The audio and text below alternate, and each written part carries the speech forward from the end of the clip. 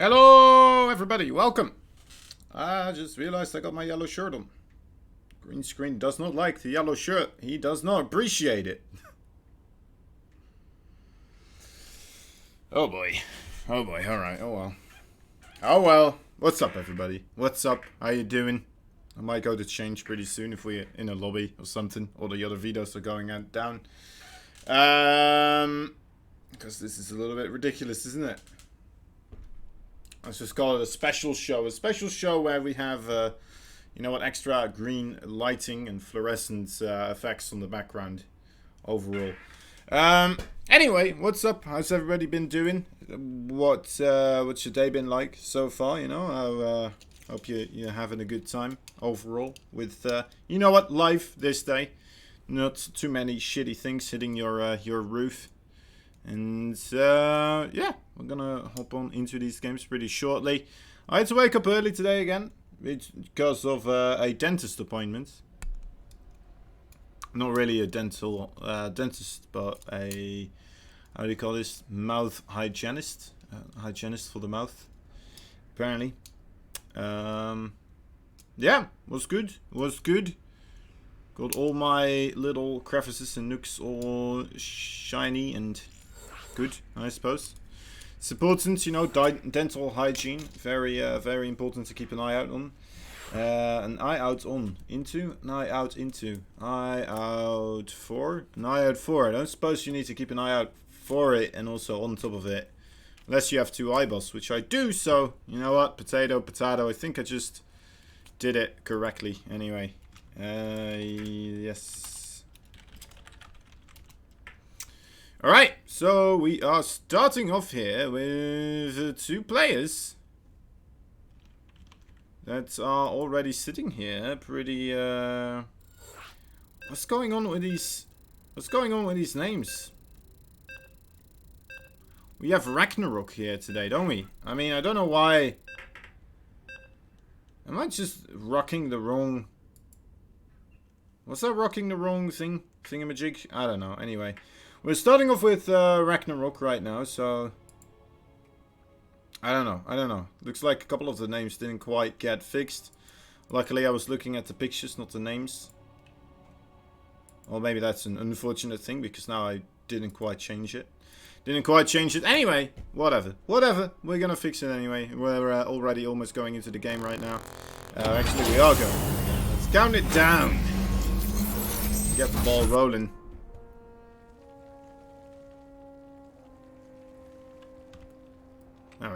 There we go. You guys might not be familiar with this fella, but let me introduce him to you. He's the ITaX player. He is the Korean Blue Zerg. He is nobody else, but Ragnarok. Fireworks, just like that. Oh, beautiful. He knows how to make my introductions a lot better, doesn't he? Anyway, the top right side we have that red Terran player fighting for Team GP, I believe, right? Yes, alright, I'm getting better at this. Anyway, he is a bomber. Oh, bloody hell.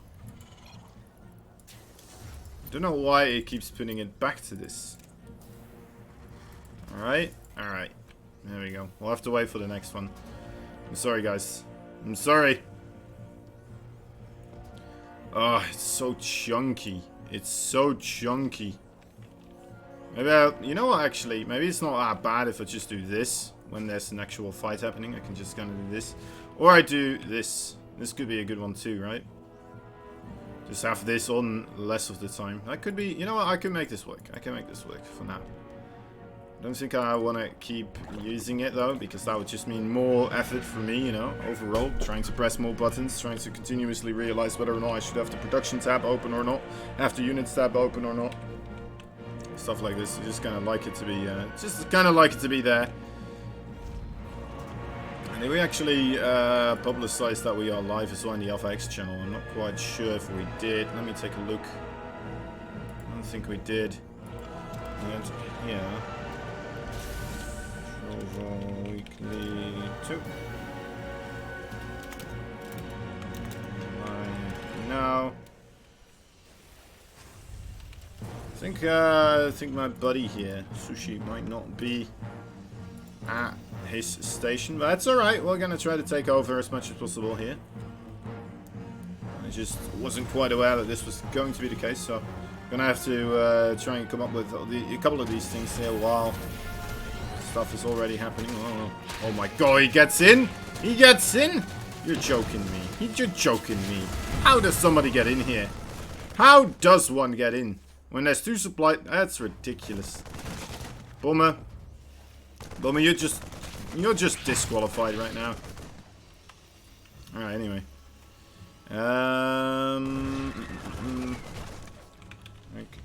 Rock versus Bummer. Best of 5.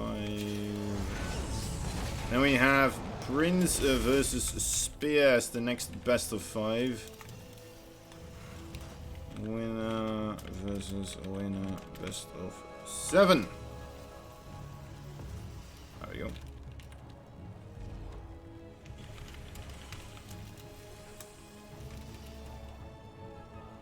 Live.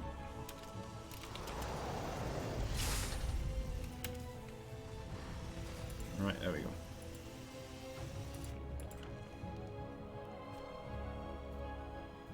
Alright, so, with all of that out of the way, let's take a better gander at what's happening in this game.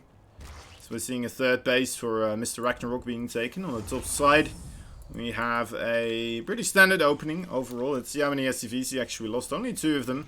Maybe a little bit of a slight delay there in that command center there.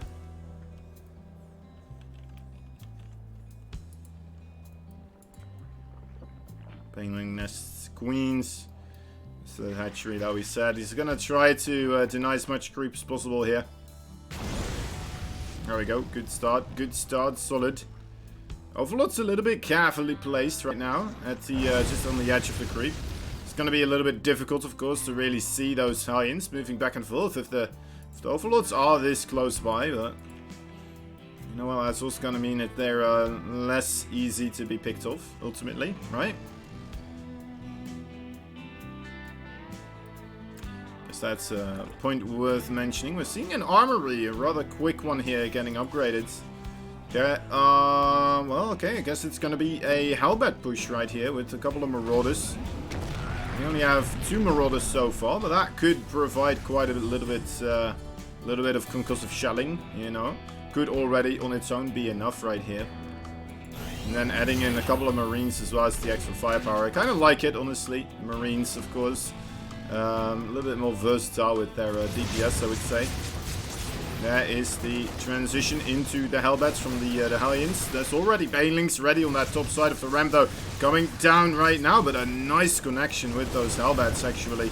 Shutting down quite a couple of the Banelings before they actually get anything done. 2 more Banelings, though, right on top of those Hellbats do complete and get some amazing connections. So, honestly, yeah, that's a little bit of a bummer here by Bummer. A bummer by Bummer. Not what he was hoping for, obviously. Wanted to get at least a little bit of damage. In the end, let's see what he got. Yeah, I don't know, it's a righteous kick up the behind, really. That's what he got.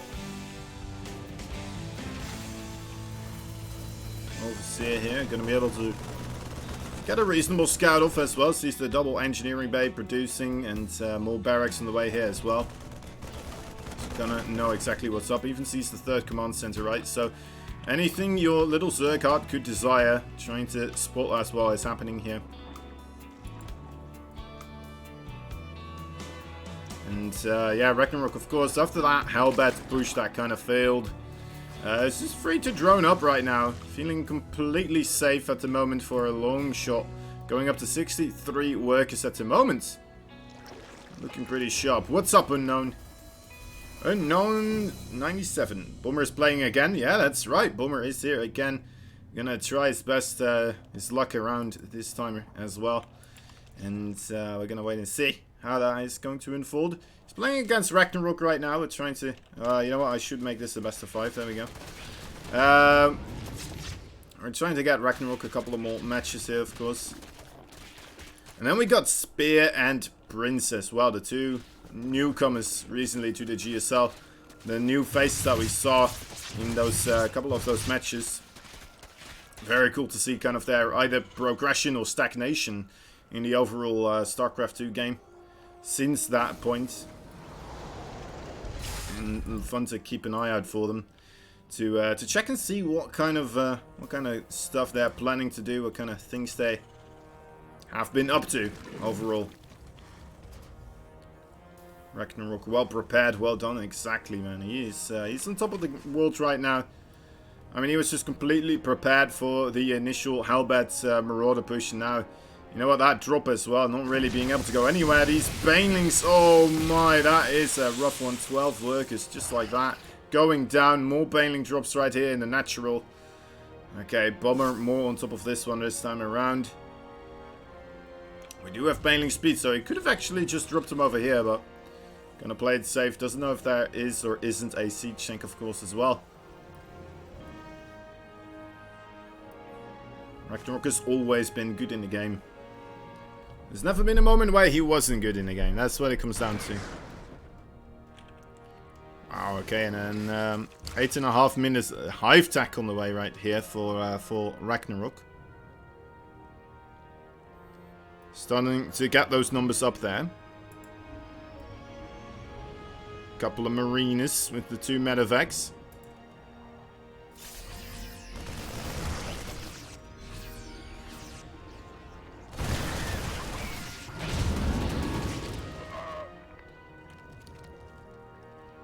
I don't know. I don't know, Mr. 97.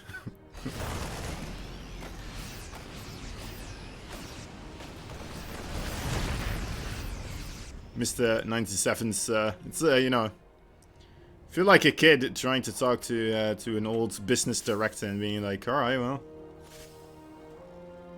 I'm just gonna call you Mr. 97. And he's like, oh, don't worry about it. Bob is fine. And you're like, alright, Mr. 97. I don't know. Mr. Smith. Good amount of Banelings here, once again, getting those connections that he's looking for, actually getting all of those SCVs. All of them, every single one of them. I think a single one. Actually, never mind, there's one lone survivor. He went into the refinery, everything was fine and dandy. He left the refinery, suddenly everyone he's ever known just completely dead. There's just blood splatters everywhere on the ground, and he's just like, oh, okay, I guess I'm just gonna keep mining again. I'm gonna go back into that refinery. Hope something doesn't get worse. Man, Ragnarok doing a lot of work here with those counterattacks, making sure that Bomber has to push backwards continuously. Bomber not even really, even with those counterattacks, on a supply lead in army right now. Which is a little bit disturbing. Usually that you see that being the one kind of potentially mechanic for a comeback here, because the Terran just has so much more army supply, but even that not really the case at the moment. And I think Bomber moving out here, potentially just trying to make something happen. Know if that's the best way to try and mount a comeback in this situation, but of course for him it's rough to really see how far behind he really is, and that Ragnarok does have still this amount of stuff at home. GG is called. And, yeah, Ragnarok takes game number 1. Game number 1. Welcome to my layer of green Narita. I need to wish away sometimes. Please go away. I'm not that much younger than you. You think you're younger than me? Yeah, you might be. You might be. I hope the crow's feet didn't give it away. Alright, game number 2 should be coming up here shortly. Cynical Death, what's up, my man? I think you are as well. With, well, I don't want to say how many years, but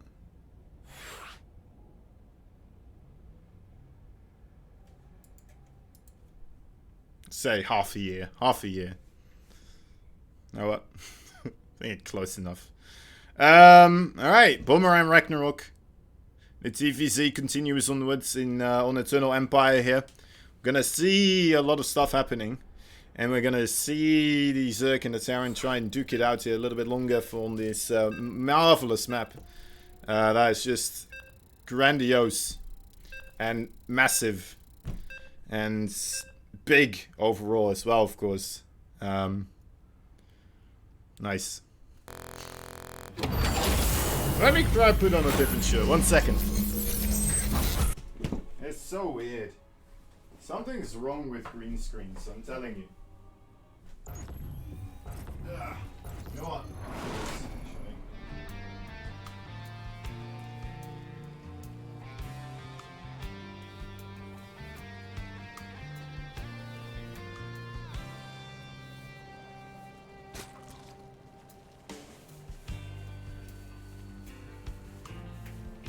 There we go. Alright. Shinhi Byum. I don't know what it means. What does it mean? It's some Korean something Korean. Teasing me. No. I wouldn't do that. Alright, anyway. 1 point from the board here for the Zerg. He's in the blue color. From ITaX, he is Ragnarok. And that's top right side. We have ourselves a red Terran player fighting for Team GP. He is Boomer.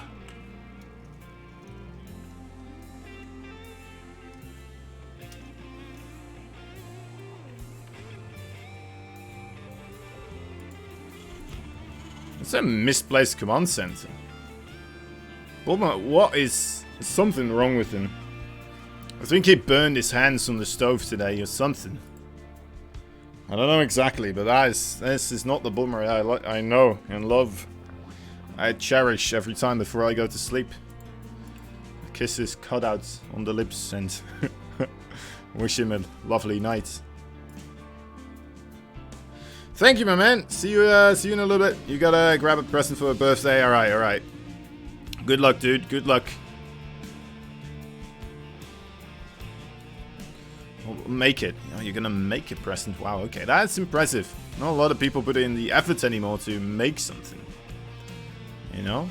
It's a shame. It's a shame.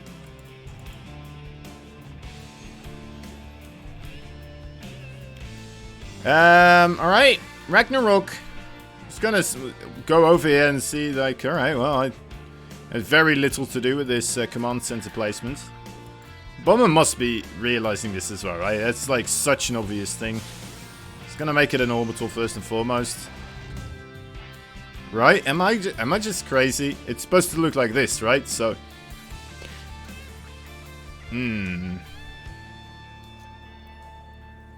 I'm sure he knows. I'm sure he knows. We're not just gonna see him mining off a misplaced command center the entire game.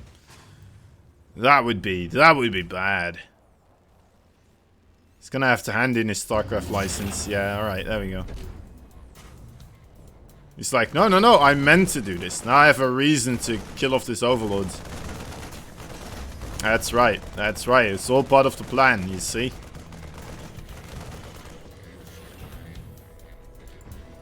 I get to produce it quicker because I don't have to walk as far with the SCV. And when I lift it up, I'll be able to pick off the Overlord anyway, so... You know what? It all works out in the end. It all works out in the end. Gotta give props where props are due. That is a nice way. Alright, we're going into the second barracks here before the starport. We have been seeing this a little bit more often from Terran players recently. Used to just be about getting yourself that 1-1-1 very quickly. I guess in TVZ it doesn't always have to be the case. A little bit less important, I'd say, rather than in TVP. TVP a little bit more relying on the medevac harassment immediately, right off the bat. TVZ, you know what, the harassment of the Hellions already on its own can do quite a bit of a miracle work. Oh my dear lord, he does not know about the third base yet. But he sees everything else, right? So he sees the timings on these buildings, so he must know... You must know that something is mipping here. Mipping? Did I just say mipping? Something's missing here. Something's off. Something's mipping.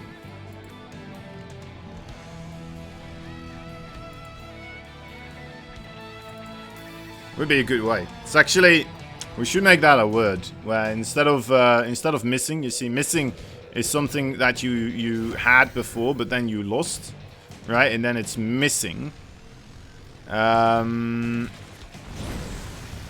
And mipping is something that you know that something is in there. You're not quite right what is missing, but you know something is, and then you're mipping it. Is there already a word for that? It's the type of missing that you know, you just kind of get this internal gut feeling being like, alright, well, there's something not right here. That's doesn't seem correct. I know that there should be more stuff here, but there's just not something here. There's something nipping. Of these guys going for the +1/+1. Bailing Nest on the way together with a lay attack upgrade here. Ragnarok most likely gonna try to get himself a little bit of the Ling Speederino. The Ling Adderall. Or is that a thing to make people more quick? I'm not actually sure. Adderall. Let me look this up. I know it's something.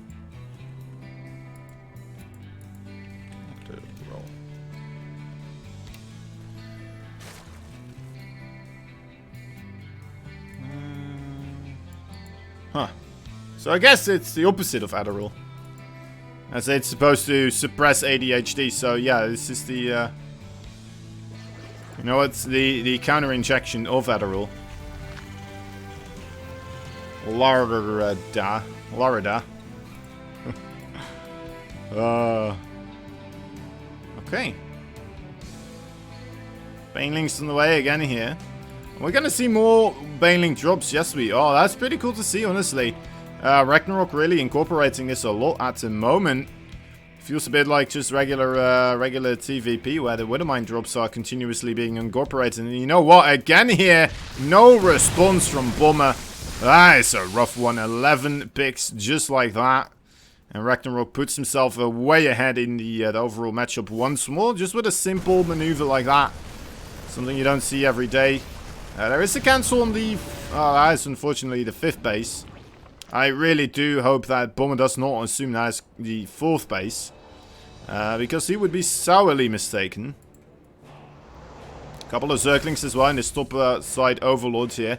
Looking to be dropped, looking to depart into the main base of the Terran player here. Could cause quite a stir, especially if Bomber is about to be moving out. Of course, that would be the perfect time to make something like this happen. Ragnarok wants to have this watchtower, though. Maybe have a couple of Ling over here and Ling over here as well. Would be very nice to kind of be aware in case of a Terran move out. Anything of a Terran attack. A double drop here from Bomber, not quite getting anything to work out in his favor just yet. As we can clearly see that, you know, overall units lost tab here, looking like it's favoring Bomber, well, I mean, sorry, Ragnarok quite a bit.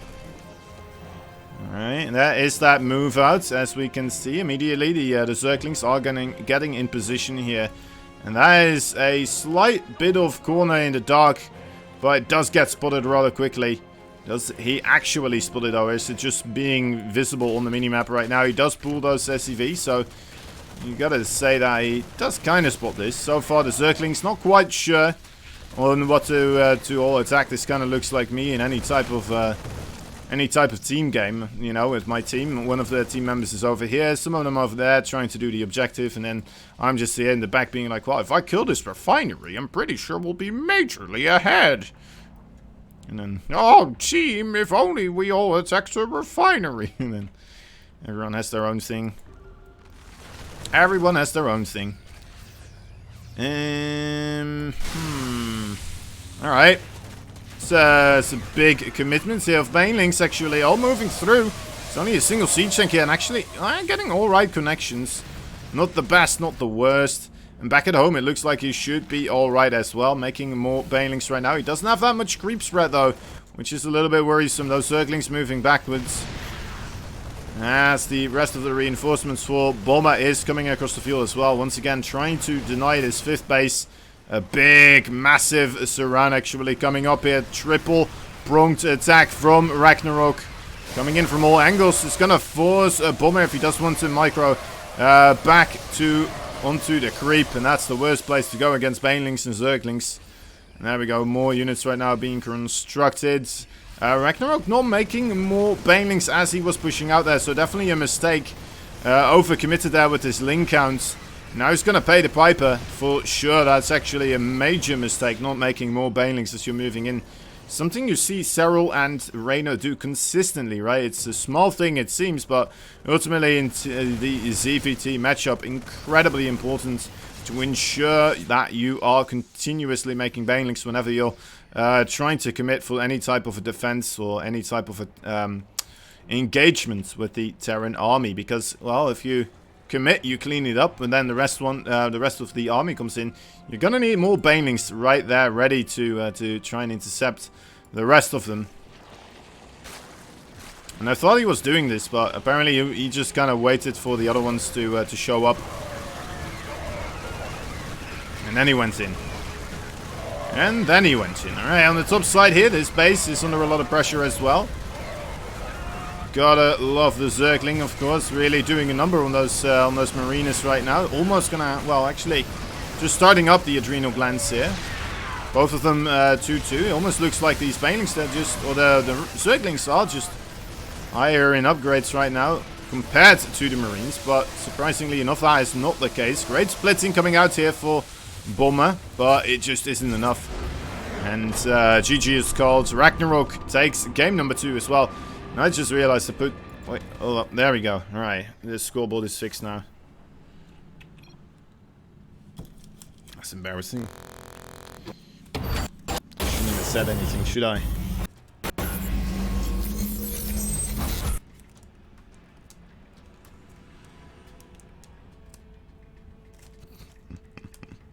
Whoops.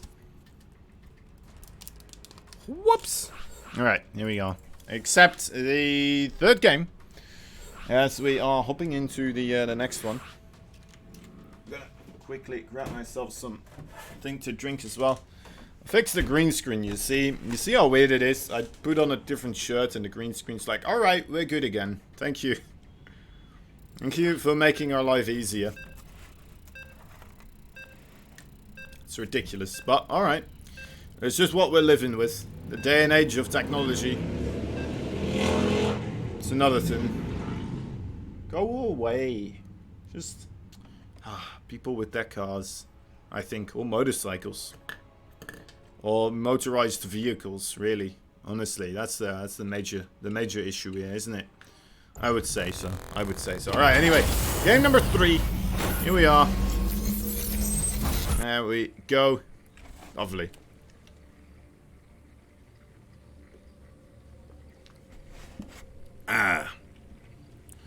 Remember, guys, there's also a Matcherino for this event, so add a code and add 50 cents to the overall prize pool for these players. Would be greatly appreciated. After this match, we're going to have a Spear versus Prince, two a little bit of a newcomers, right? Well, I'd say newcomers, but new in the spotlight, really, all of a sudden on the global scene, in the global scene eyes overall. I know Maynard probably knows about every single one of these because he sees every single one of them continuously every week in the Olima League for like what, how many years now? It's a good amount of time. But yeah, of course we're gonna pit them against one another. Should be a good one. We're gonna be interested in seeing what the results will be there. As well as over here, of course, Ragnarok actually. I mean, this could be a quick one if he's really gonna commit for this one. I'm not sure if it's gonna work, but we'll have to wait and see. So far, no SCV just quite yet coming across the field. So anyway, introducing the bottom left side, the blue Zerg, Alpha Axis, Ragnarok. And all the way across the fields of the Everdream Forest, we arrive at the base of the red Terran player. He is nobody else, but of course, Team GP's Bomber. None the wiser of what is about to hit him in the face here. Very likely that he will just send that Reaper first across the map and get a little bit bullied back at home. As we did see occur with the first game as well, of course. Suddenly Zerglings everywhere inside of the base of Bomber. They are on the way right now. Hopping down the track. Happy little fluffy mechanical Zerglings here.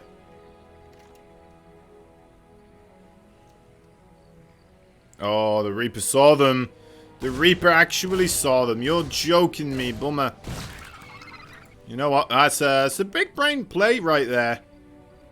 Realizing, you know what? This is something you've been doing to me, so I'm just going to make sure to be a little bit ahead on the curve. And ensure that this Reaper does not go across the map if there are Zerglings trying to sneak on by. It just goes on the regular interception path of where the Zerglings most of the time will try to travel through. Could be on the top side as well, but people usually prefer the bottom lane here. Should be the same distance overall, right? But in a way, it still feels like it's further away, this top side, right?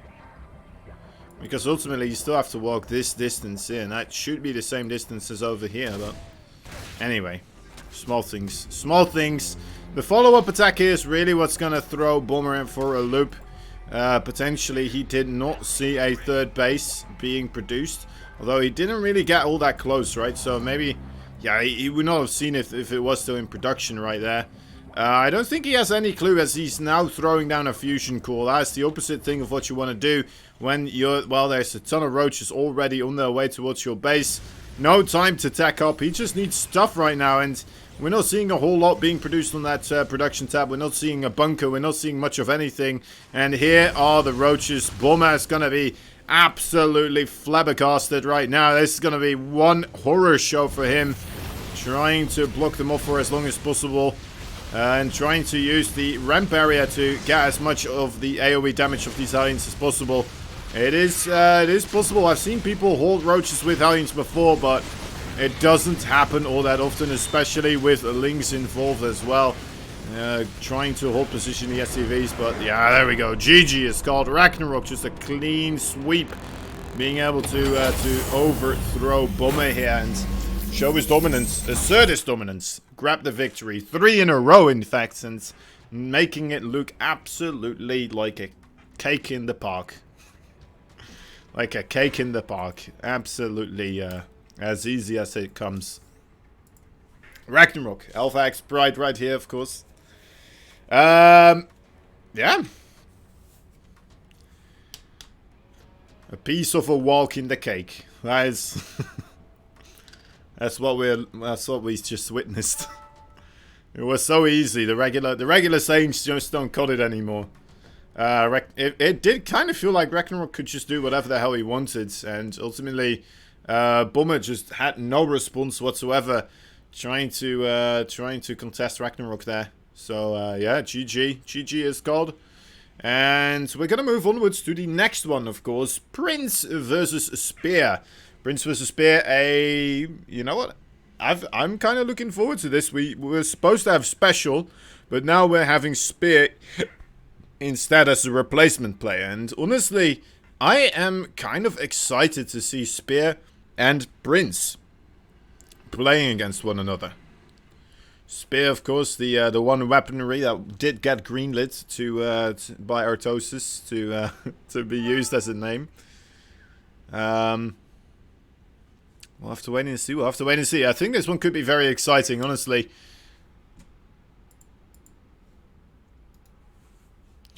Gonna edit my little thingamajig here. Say that Prince vs. Spear is live right now. Man, Ragnarok making that look so incredibly easy. Thoroughly impressed with that boy. With that little Korean Zerg boy. Alright, and they're gonna do their veto process. Guys, of course, remember there's a Metro Reno page. If you haven't already, hit us up on that one. It would be greatly appreciated. It helps us out quite a bit with the prize pool. And gets more sponsors interested in StarCraft 2. The more interaction we throw that way. So, if you like StarCraft 2, if you like these plays, if you like ITaX, definitely hit us up over there. And as we are waiting for the next one to start, I'm going to go quickly play a clip, and we'll be right back. From Future, there is no third base on the way, and these teams are going to try to be able to snipe this Raven. If they can snipe this Raven before they move across the map, that's massive, but the Raven matters a whole lot less than it did, you know, previous games. There is no Robo on the map whatsoever here. It is just Charge Lights. I mean, sure, it is 6 gates. Oh my god. Oh, Charge Light, that is a massive play coming in from around here.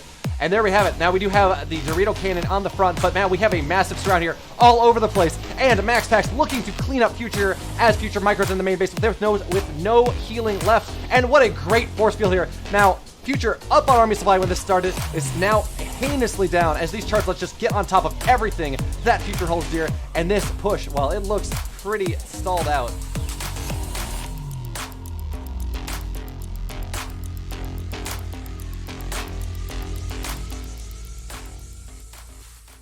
Looks like Solar won't get any SCP. They was very lucky from Dream, I have to be honest. Having those SCVs exactly where he needed them, and the drones have to back off because they're faster than the Marine, so they will be able to retreat. But more drones are gonna be pulled. It looks like Solar this time is gonna be trying to block this bunker from ever existing. Here attacking the bunker, gonna be cancelled by Dream. A lot of SCV, a lot of drones are put into the action though, so that's already damage being dealt by Dream. Of course, Dream as well is losing quite a little bit of time and resources for this. 2 bunkers are gonna be dropped, but there are already 3 Marines attacking this actually right here, right now. The drones are here, ready to be pulled once the first few Queens and Blinks are out. Here comes the pull, here comes the army, here comes Solar, getting on top of the Marines and getting them away from these bunkers. A clean surround coming from Solar. Dream gets out of that just in the brink of time he needed, but one of the SCVs is gonna fall. The second one is gonna barely complete this bunker. Good play by Dream. The first queen is out, and right now Solar has to retreat back into defensive stance, and Dream has accomplished his proxy. The bunker is in position, and the army of Solar needs to be completely pulled. He's gonna be able to deal with this by losing a lot of drones. First bunker is gonna go down right here, or maybe not. Too many Marines, too many drones are lost, too many links are down, and it looks like it's gonna be another GG call by Solar.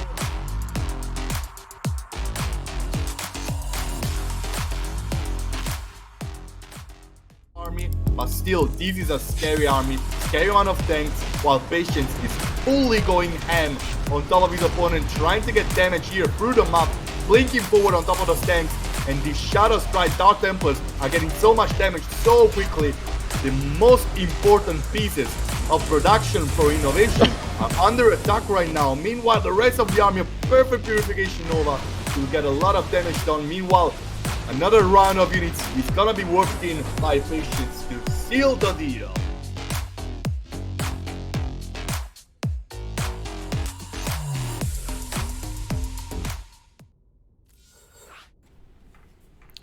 All right.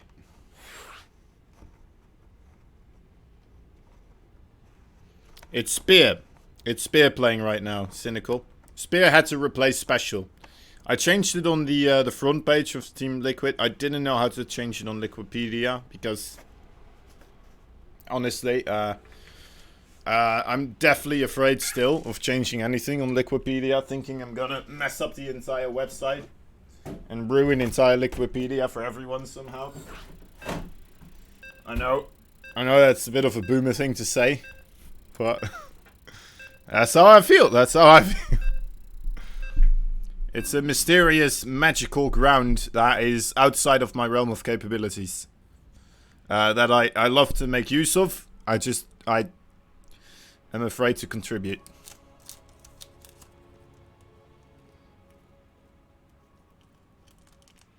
You can try it. Alright, alright.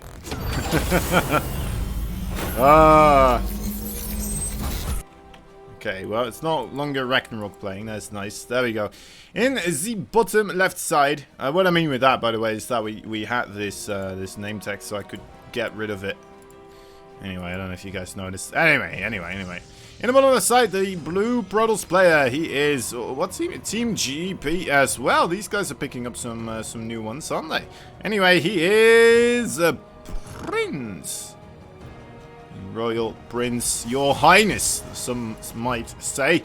In the top right side, we have ourselves a... Oh, look at that. You don't see those clan tags every day, do you? Is that Team Envy's clan? I doubt it, right?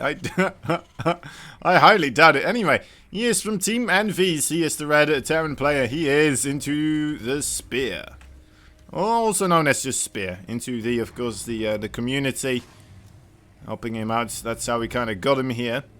A lot of people making use of the into the community. Going for an engineering bay block, by the way. Must have been watching Bjorn play earlier today. This is what he's going for. And Prince actually quite committed overall to try and take out that engineering bay. Now, I think it warrants a little bit of overall talking about these two players, right? Both of them a little bit of an unknown to a lot of players and a lot of overall viewers of the StarCraft 2 scene. I would say maybe not so for the players. A lot of the... Oh my god, he gets the SCV. Oh, usually doesn't happen, but it did right there. Is it nerves? Is it just overall a little bit of less experience? It very well could be the case. Did he just... Oh, he lost another one. Already losing 2 SCVs right here. And another one did go down. Trying to get that engineering bay a little bit further up in the HP. And paying the ultimate price for it. Unfortunate. Already Prince kind of showing some signs of dominance in this one.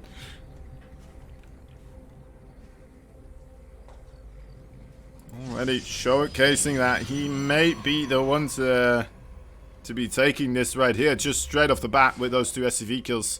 In my idea of how StarCraft 2 works, of course, it's just like, all right, well, this person made one good move, so. He's gonna win. He's gonna win. So obviously not how StarCraft 2 works. We're seeing a double barracks opening here by Spear. Could be an interesting one as well. And this is another one of these things, right? These guys probably still a little bit of an unknown factor. Are still gonna be trying out some stuff that some other players may have tried out a long time ago. Not quite finding as successful. Or that they just haven't tried yet, right? Just a new, fresh face coming onto the scene. It's always nice to see a little bit of refreshment overall in styles as StarCraft 2. I mean, I think it's one of the games where you see personality shine the most through gameplay overall, right? Whether that be creative individuality, whether that be just straight up macro. I think we can all come up with a good couple of names that really would represent that type of play. And then, you know what, when you see new players kind of playing on a high level, competing with the best, on its own always does a bit of a kick in my overall excitement for the scene. Seeing some new people show up and suddenly taking games of pretty darn good players as well. And, you know what, 2 of these players being in that boat, of course. And now facing off against each other. Both of these suddenly making an appearance in the GSL Code S. And now, here they are. Trying out what they can do against one another. Trying to test their mettle. And see how they match up against one another in a best of 5 scenario. And then afterwards, they're going to be going up against Ragnarok. Ragnarok, of course, you know what, I hate to say it as an Alpha Xer, but not the greatest in the GSL overall. Not one of the top-notched Zerg players in Korea, let alone the world. But ultimately, he's pretty darn good. And we're going to be able to see how these guys match up against him as well. Or at least one of them. In that first place match.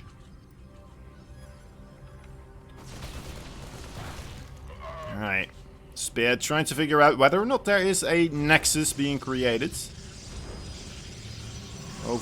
Observer coming in as well. Another observer here just above this army and the production facilities at the moment. Spear with that move out. I think we need to dissect it a little bit more. Again, he didn't really get much of anything, right? Shield battery here helping out a ton, being able to facilitate a proper defense for Prince. The Royal Highness made sure that he didn't lose a single unit right there. So again, a little bit of a favorable engagement there for Prince. And perhaps the roles will still reverse here. As the worker difference not that far apart, that third base for Prince, not incredibly early on. So, you know, overall, I still think that Spear could find himself in a pretty alright position here. Would like to see a third base coming down, though. He has been on the double Rex factory and starport here for a while. But because he got that second Rex a lot earlier on, maybe it feels like, you know what, he just doesn't need a third Rex as early on either. If that makes sense. Only now getting it, right? Very often you see that second and third Rex being constructed at the same time. With this build, it looks like he's just doing a little bit of a different setup for this. And still has a potent force of Marines and Marauders right now. Looking to push in here. And that was a probe. Or an observer. Either way, regardless, he's gonna lift up right then and there. Realizing, you know, I just took out some of his eyes, his observational powers, and we're gonna go for a big drop into the main base. A quick reaction here for Prince, though. Already actually was spreading out here, kind of anticipating something like this. The robotics bay was still producing the extended thermal lance, but ultimately not quite being able to get something like that picked off. Does complete before he really got the chance to. That could have been pretty massive, though, of course, killing off such an important upgrade. Often you see Terrans kind of losing the game because they get their stim pack picked off, but of course those extended thermal lance and stuff like this doesn't happen as often, but if you do get the opportunity to as a Terran, well, that could definitely decide the game for you. As suddenly, you know what, you're already making those Vikings, you got more Marauders on the field now without extended thermal lance and a committal to the Colossus already.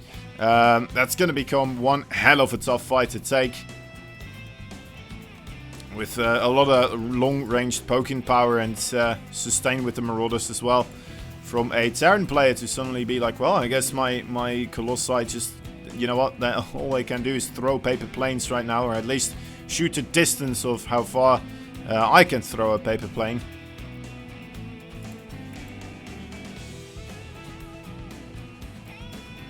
War Prism coming in here for that fourth base. Maybe, no, already started third base going down right there. But it should be able to get a bit of a denial here. Unless if he's just opting to go for more economic damage here, perhaps. Okay, now just going to set up in between the two bases. So, has both options available to him. DTs, here they are. On the field of battle, ready to go into 3 mineral lines at once here. There's no missile turret. There's actually only a single scan available right now, I believe. A Zealot on top of that other command center. And that means, you know what, we may see Prince getting attacked here by these Bioforces rather quickly. They're just all going to run backwards. Great force fields there, actually. Intercepting a big portion of those bio units. The SCVs, they are going down very rapidly. 24 of them already, and there's still Zealots and another Dark Templar in the main base. GG is called. Spear has to tap out there. Prince, you know what? Nothing too miraculous, nothing too special, but does manage to get quite a successful game there against Spear. Well done indeed. Well done indeed. Shuts it down. Shuts pretty much everything down that Spear was trying to accomplish. The engineering bay block, it's a cool thing to do, you know, a nice thing to kind of mix in here and there, but ultimately, again, as well, did it work out? No. Questionable, right? He did lose one of the SCVs there as well. I don't think he should have tried to recommit, getting more engineering bay health on top of it. Felt like that was a bit of a unnecessary thing to try and do. Anyway, here we are. Here we are. The bracket is below in the description. We don't have bots available just yet for Trovo, so we're using the About Me section, but there you go. That's the bracket. There you go. There you go. Of course, also, guys, remember that Matcherino.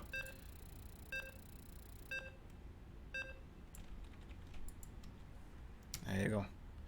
You can spot the tournament for free. Add a code, add half a cent, not half a cent, half a buck to the prize pool here. Support the players, support the game. Support ITaX as well at the same time. For triple supporting, is that what I'm hearing you say? Oh my dear lord. Just for a single code, that's pretty cool. That's pretty cool. If only other esports also at this. I don't think they do they? They might do, actually. I do see Matcherino has the ability to be applicable to all sorts of tournaments or any other types of games. But I don't see it all that often in other esport games. But then, to be fair, all I really watch is StarCraft 2 anyway, so... Alright, more motorized vehicles here. Trying to manslaughter me, but so far they're unsuccessful. In the top left side, we have ourselves a blue Protoss player fighting for Team JP, was it? Yes, it is. He is a Prince. In the bottom right side, we have from Team NV, the red Terran player fighting for Anime Girls. And himself, he is the Spear. Is that a key? It is a keychain. Interesting. It's like not even just a regular illustration of an anime girl. It is a keychain I was taking a picture of. Interesting. Is it actually a keychain? Imagine the keychain also being drawn on. Trying to sell a fake keychain. Maybe. Or just a keychain that doesn't look as proper as the picture does. I don't know. I don't know what's happening here with Spear. Is this the picture of Into the Clan, actually? Because, no, wait, he is on Team NV, so... Interesting. Alright, well, Spear not going for the Engineering Bay block this time around. We're seeing it very early on Nexus right here. And a Marina first, so something that Prince can definitely get away with. It's probably going to be pretty satisfied seeing a Marine coming out first here. Knows that he's in no threat of losing a couple of probes to a Reaper anytime soon. SCV squiggling back and forth, trying to figure out, trying to put all the pieces of the puzzle together as to what will come at him this game. Honestly, I don't think he's going to figure out all too much. All he sees, of course, is, well, it's pretty standard right now. Double cast has been taken by that Protoss in the main base. That's about it, right? Not that much more, not that much further. A misplaced command center. I think that is because that probe, of course, was still trying to block the command center, trying to delay it a little bit here. And there is a Twilight Council from Prince. It looks like Prince is just trying to play pretty darn straight up at the moment. May just be willing to try out some dangerous overall cheesy plays more so against opponents that he just doesn't feel like he should play macro against, such as, you know, Maru, for example. Maybe he's just trying to get a little bit further away from that type of reputation. In the main base of Spear, though, he is still trying to do something a little bit sneaky here, going for Hellion drop play at the moment. So far only has the 2, but should be getting a couple of more. I always think that the 4 Hellion drop is a little bit more painful overall if you do manage to get that. Actually, this is a lot of stuff happening. He's also getting Concussive Shell here, right? And he's sending those Marauders across the map.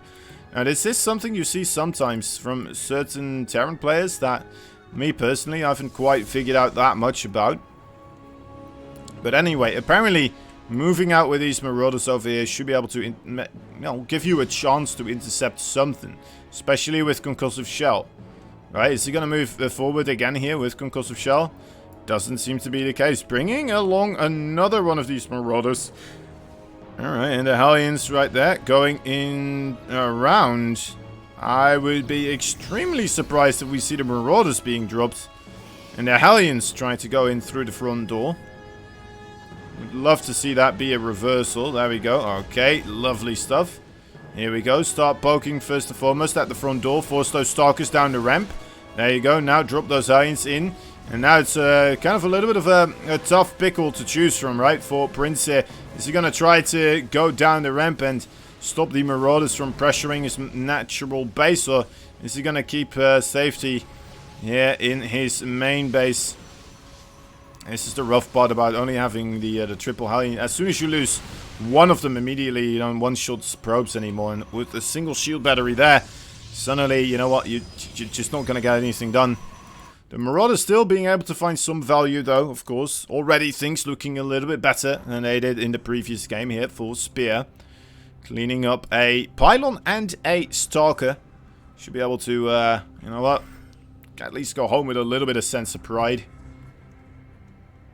Would have loved to get a lot of probe kills, though. That's, you know, really what you're aiming to do with that type of attack, I would say. And a lot is a loose term. Even if you get like 5 or something like that, you know, it's not a lot, but it's still a reasonable amount. Still gonna get you ahead in the overall game, the setup. And, yeah, just not quite working out in that sense. Prince, though, moving across the field here as well, not getting much done either. Although I don't feel like he really put himself in a position where he was, you know what, he was in a spot where he needed to do real damage. Right?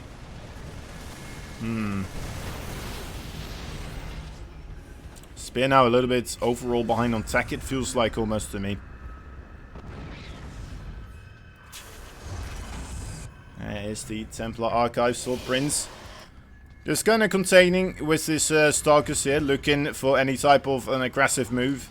The Marines, the Marauders, the Siege Tanks are in fact gonna start moving forwards here. Wouldn't be surprised if Spear does try to go for some sort of an attack +1, and combat shields are about to be finished up if he does start to move across the map right now. But then again, just clearing up that third base place wouldn't be too bad either. Although he doesn't really have to yet, right? So this is the indicator to me that he is going across the field.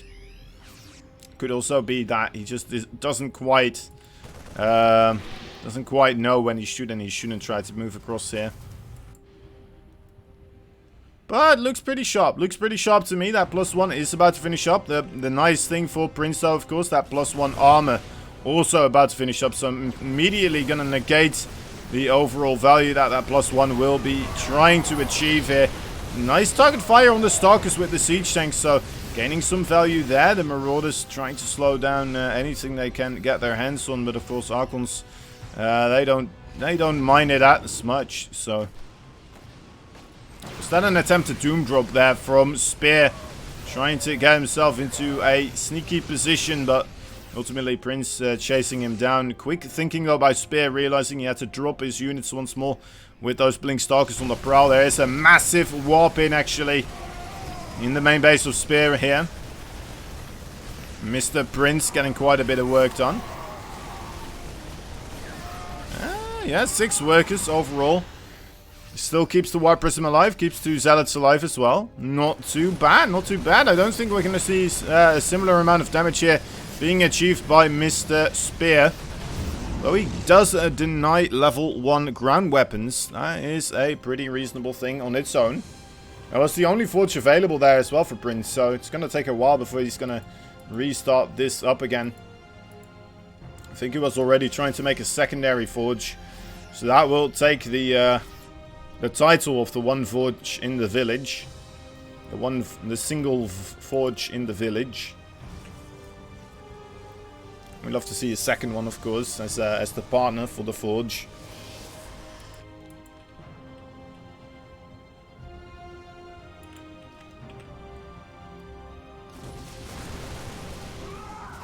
Alright, so overall, where is this game at right now? The worker count here looking pretty sharp for Spear. His army count is looking pretty good too. There is another warping into his main base though. That is a nasty situation once more. But since he is moving across the field here as well, there's not that much splash damage just yet for Prince, right? He has that one Archon, and that's pretty much it. Spear here even trying to spread out a little bit. I don't think that was completely necessary. I feel like he could just try to get everything on top of one another and then just go for a finishing blow here. Perhaps still has those 2 Widowmines. Wants to get good connections on the Zealots. gets reasonable ones, but ultimately there's a lot of zealots here still remaining. The drop in the main base not quite being utilized to the fullest of the efficiency here. Not quite sure what he was targeting down there. I think all he did really was kill off a pylon or two and get a gateway perhaps as well. Yeah, not much else being achieved there, unfortunately. But gets out with a couple of his stuff as well on the right side. Spear here. Trying to reassess the situation, moving back with most of his forces. Has a third base and has a fourth base on the way as well. So he's going to put himself in a lovely position overall. Still okay on the worker count, even with the continuous harassment of this war prism in the backside. Does he have like a widow mine here? That's my question, kind of. Let's take a look behind this engineering bay. No, doesn't seem to be the case. Well, he has one over here now. So if that war prism ever tries to commit for the natural base, that would be a good target then to stim underneath and take down. Oh, this attack here for Spear. This is looking pretty juicy. Again, there's not a lot of... well, actually, there's... Hold the phone. We do have extended thermal lance as well. 2 Colossi about to be ready, but all the gateway forces getting rather low before they are actually there. Right, there are those laser giraffes now zapping away from afar.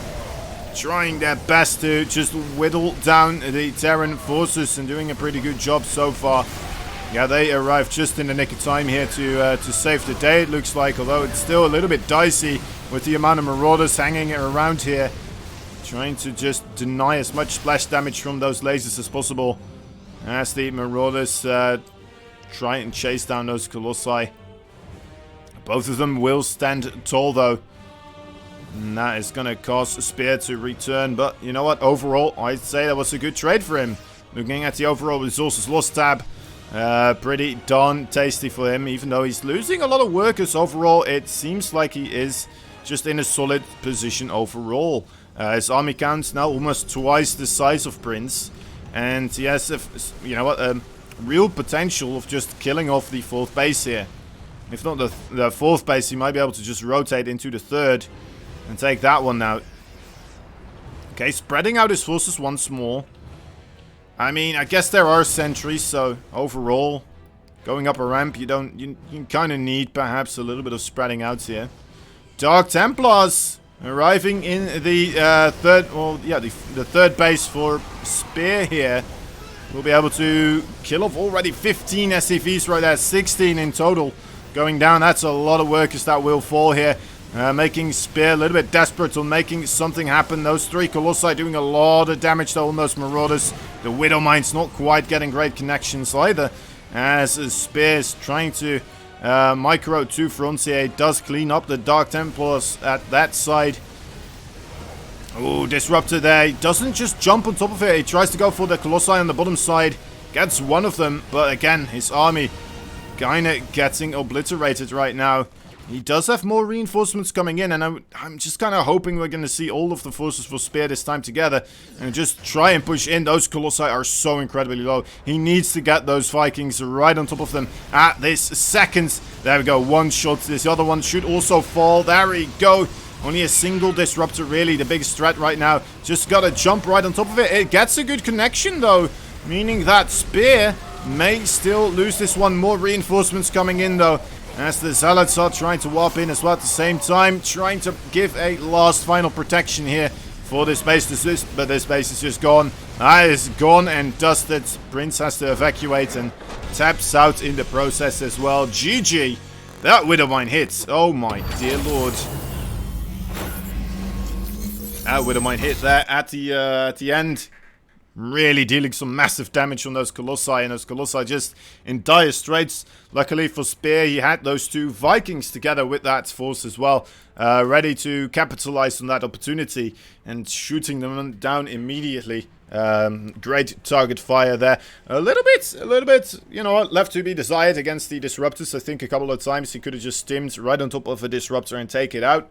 But I can see if you're about to win anyway, right? You're just kind of like, well, if I just minimize the damage I take from these Disruptors, maybe that's going to be enough. Maybe that's going to work out enough into my favor, and then I'm going to be able to facilitate a victory that way.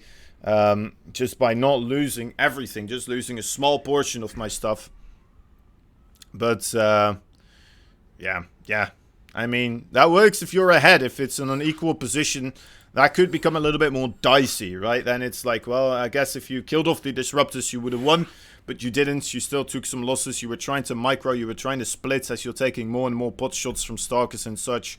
As your units are just trying to run away from big balls of fire.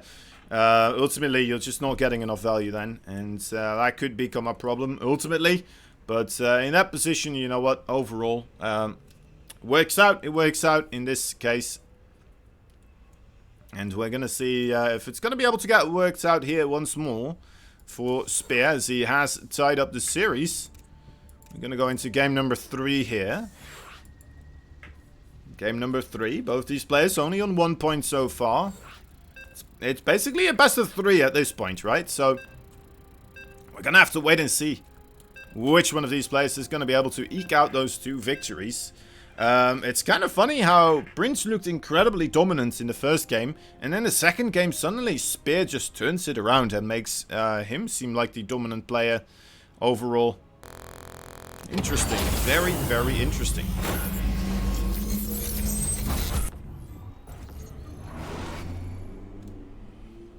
Alright. 2 points on the board, but they're spread out. Now this man acquired 1 point, the blue Protoss. He is from a team GP. He is Prince. Bottom left side, we have ourselves a red Terran player fighting for Team NV. He is Spear. No, I don't think he looks like that in real life, guys. I just don't. I think this might be a little bit of a catfish if you were to imagine him looking like this. I think we got some video of him anyway, right, in the GSL studio. I think I would have remembered seeing this in the GSL studio.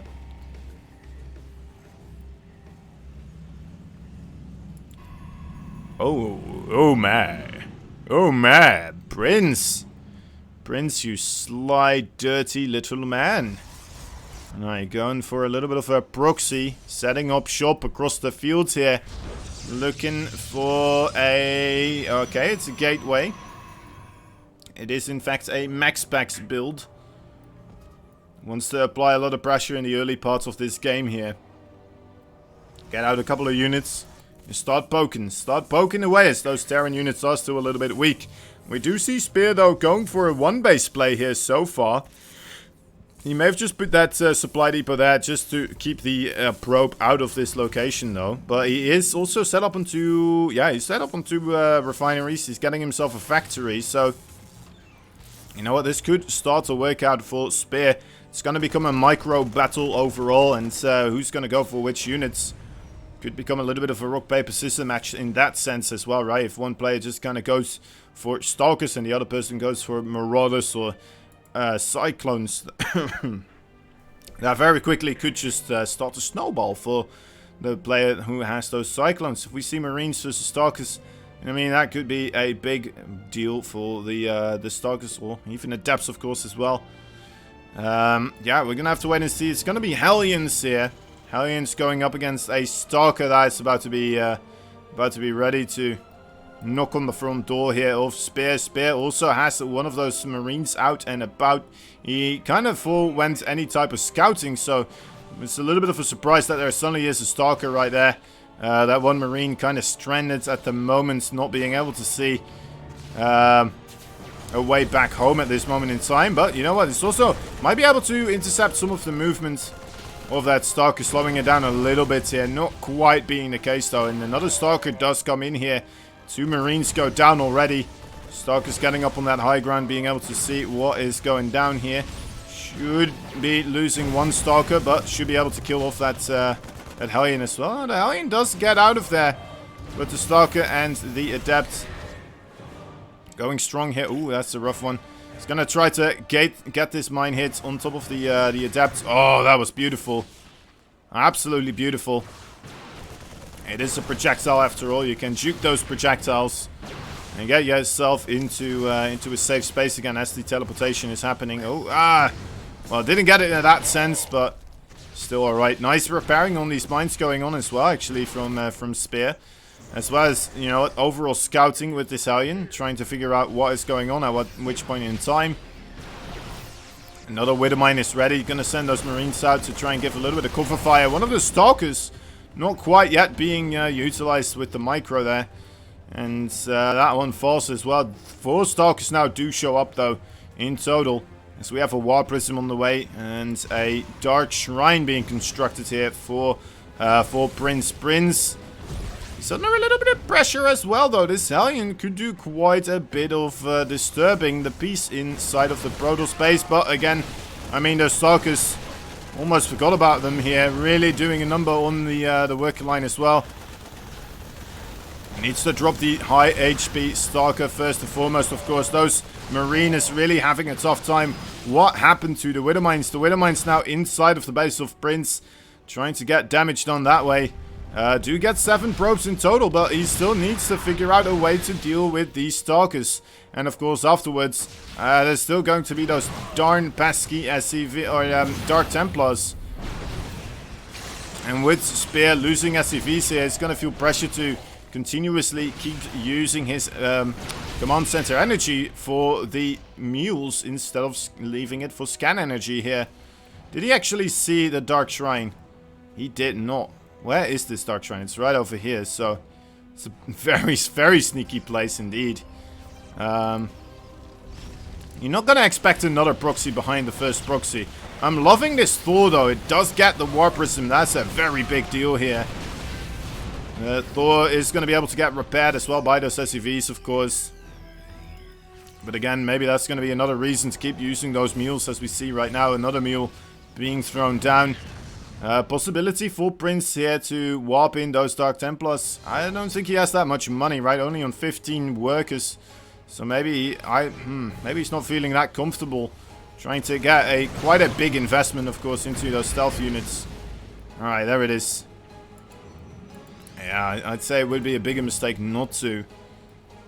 Needs to get on top of those SCVs. There is about to be another scan, though. 10 seconds away.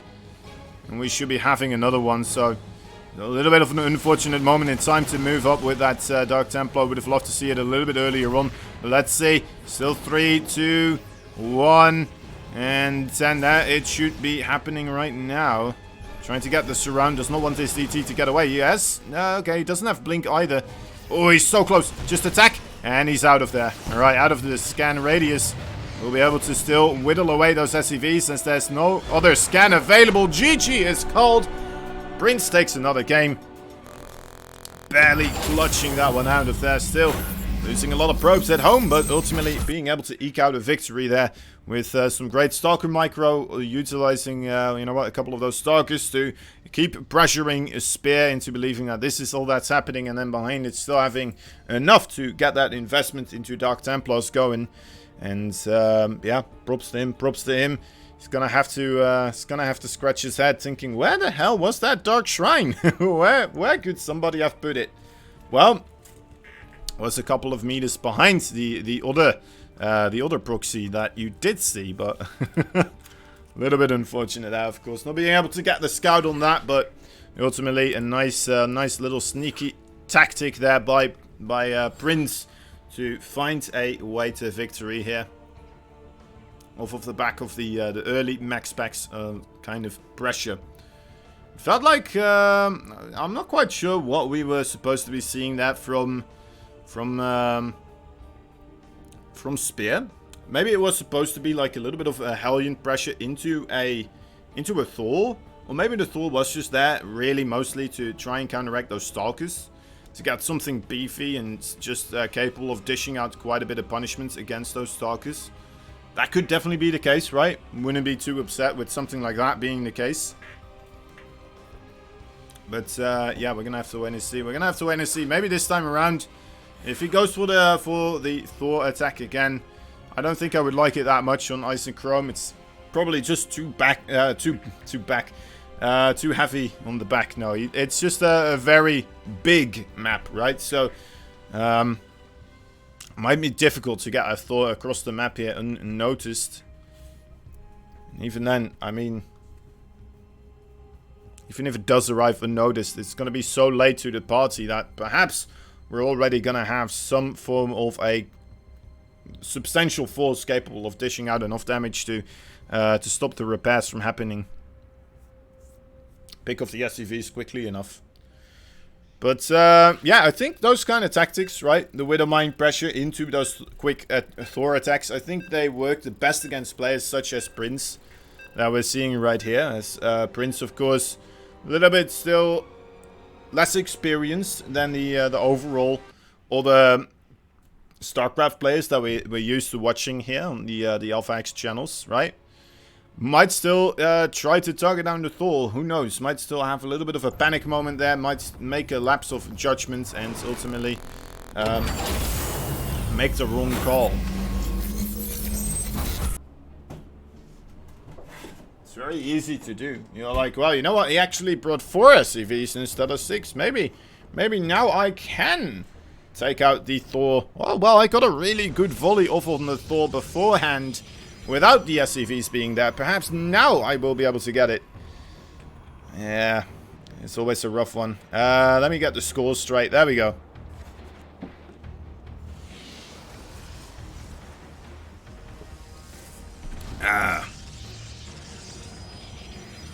Delicious. Delicious.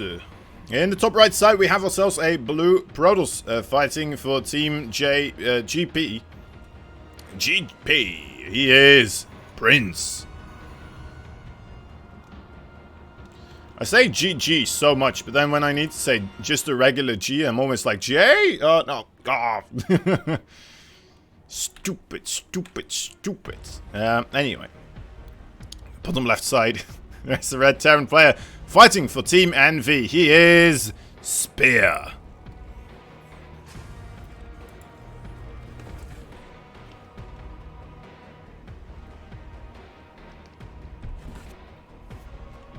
Alright, Spear once again going for that engineering bay block. Not quite sure if this is a thing that Spear just likes to do as well, or if he has been paying attention today in the GSL. Man, what a day for StarCraft 2, am I right? Oh my god, we saw the return of Bjorn in the actual GSL after his qualification.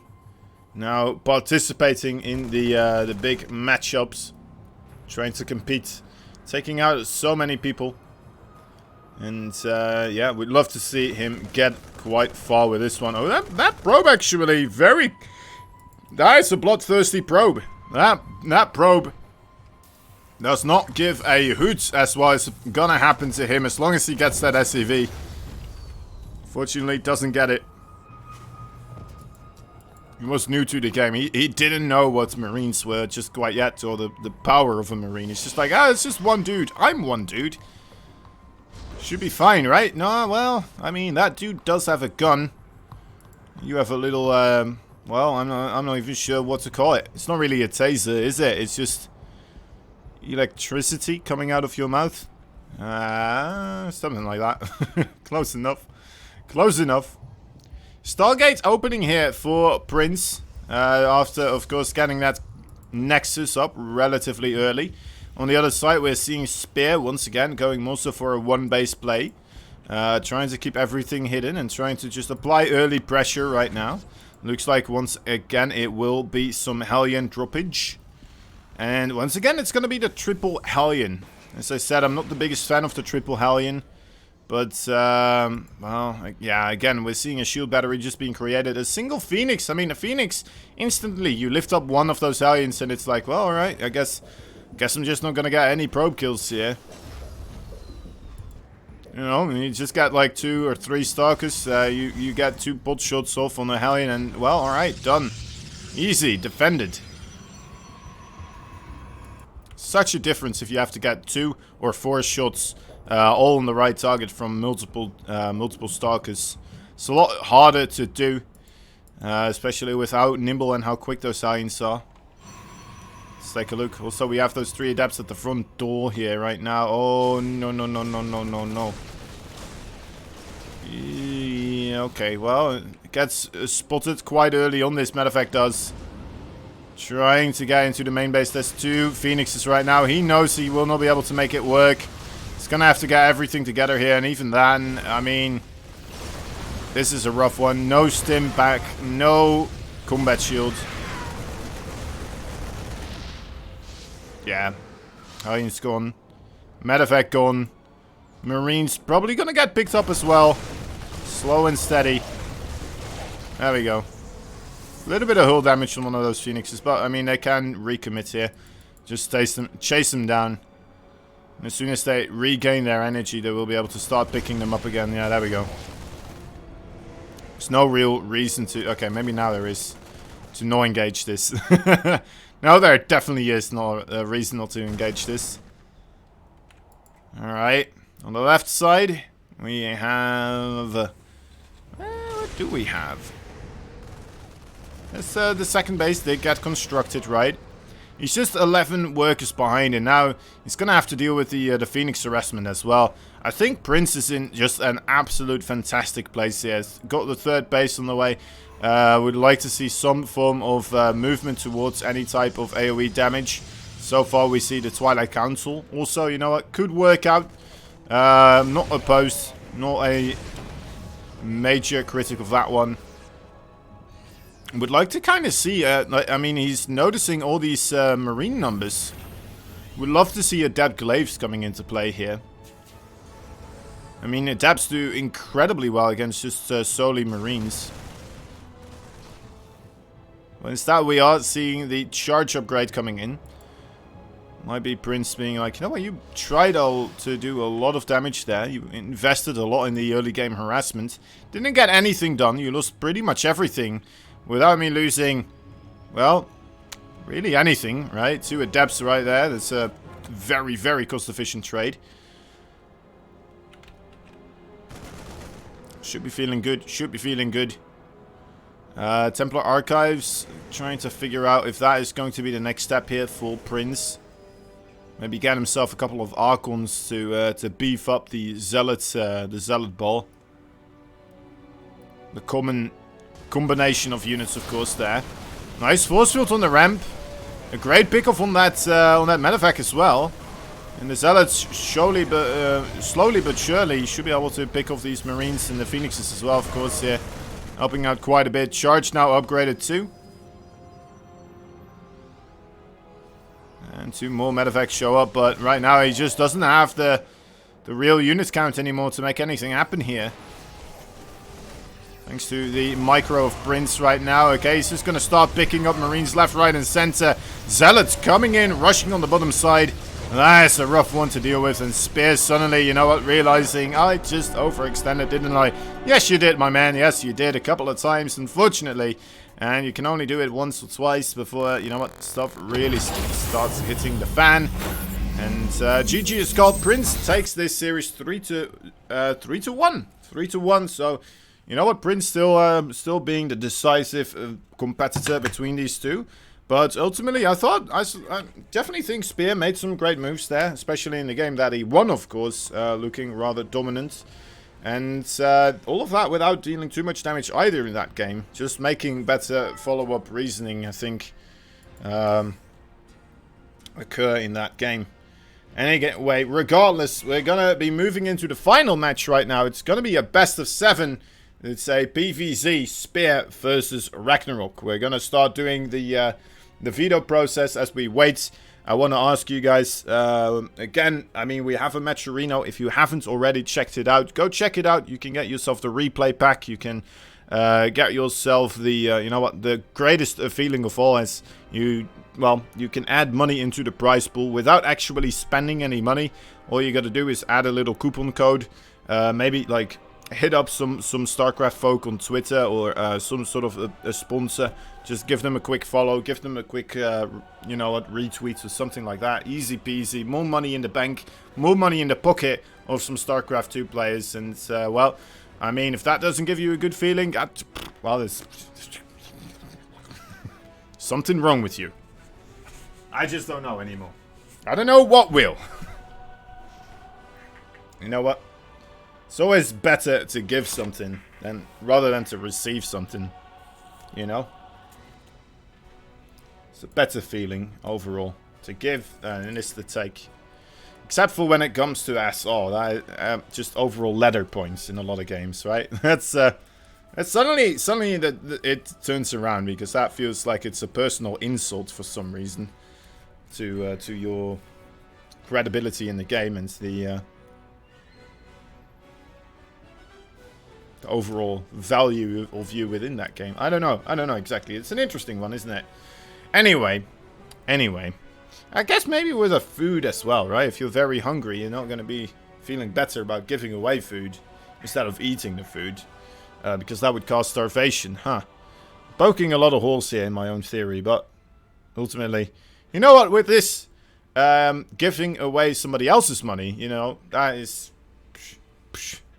only better. Anyway, the veto process is about to begin here, guys. I'm going to quickly put up some little video here, and then we'll be right back. See you in a little bit. What's up, Boy Fantasy? See you in a little bit as well.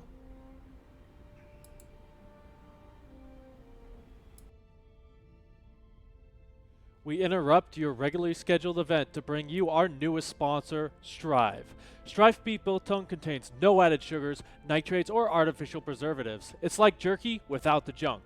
Their beef snacks are all natural, high protein, and keto friendly. They offer unique flavors like spicy peri-peri, zesty garlic, and hatch green chili to satisfy your taste buds.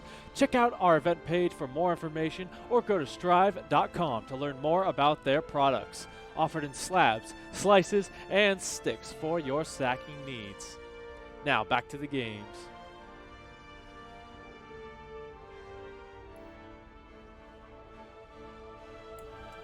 Alright. We're already 3 games in here in the veto process. I believe. I'm not quite sure what DKDLTM is. But apparently it's a map.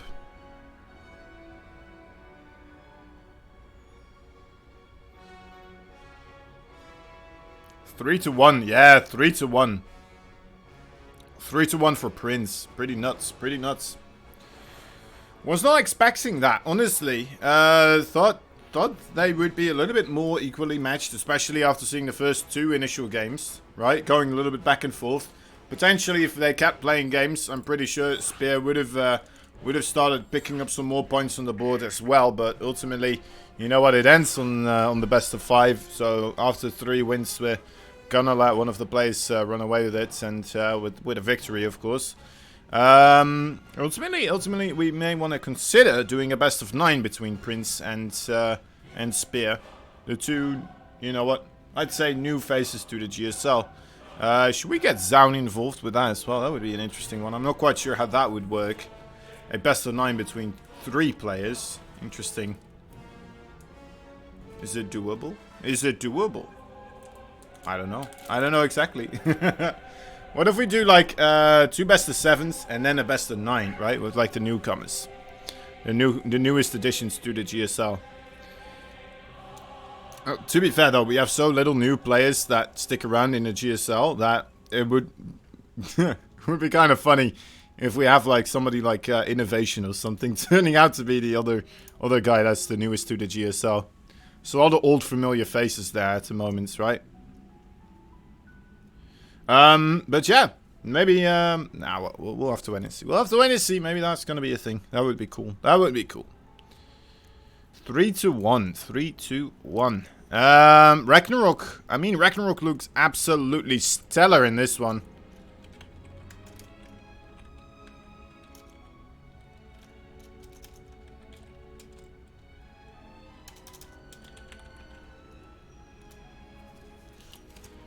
He looks very, very strong against Bomber.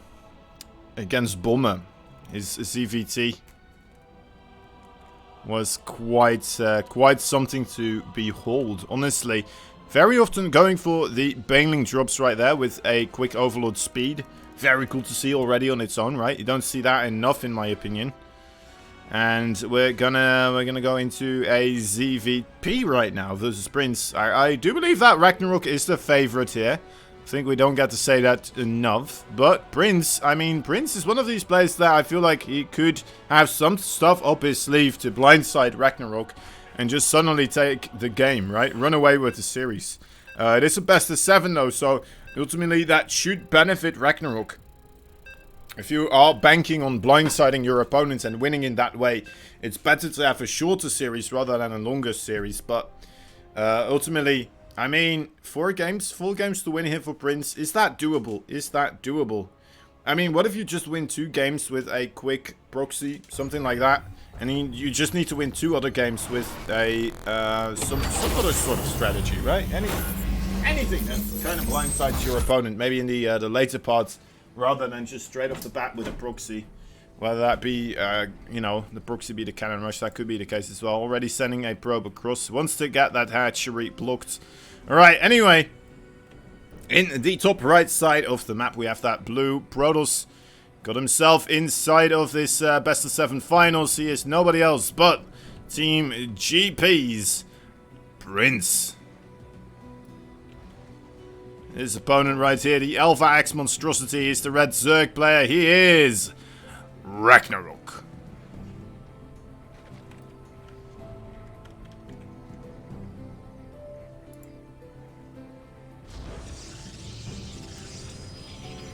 Alright.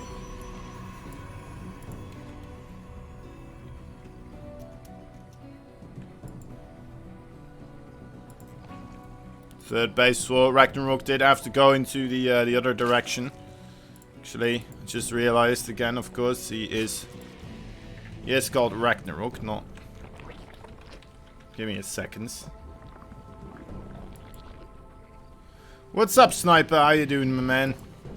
How is life treating you today? How's the weather? How's the situation? I don't know if there is a situation, but if there is one, how's that one going? Right, there we go. I think we're good. I think we're good on the nameplate. Ragnarok. All right. And Cybercore and a Nexus. It's a bit nipply out. All right. Interesting. Interesting. I mean, that is common to be the case, right? In Canada, it's not uncommon, at least. Slowly waking up. What time is it for you right now?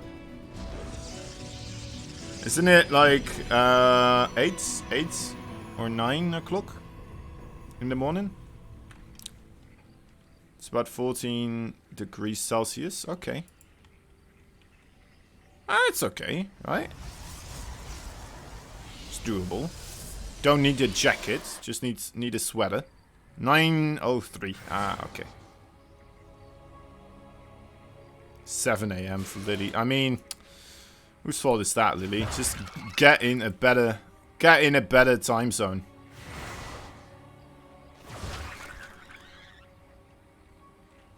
Still short weather. All right. Oh, nice. So. Void Ray coming out of Prince. Me, I need to get in a better zone. No, I'm in the perfect time zone. I get to cast all these Korean pros now. You know, without having to wake up very early on. Oh, it's lovely. It's lovely. It's the best. Alright, so it will get scouted, but then again, I mean, this Void Ray is just basically there to kill Overlords anyway, right? So, having one be presented to it is kind of a plus point.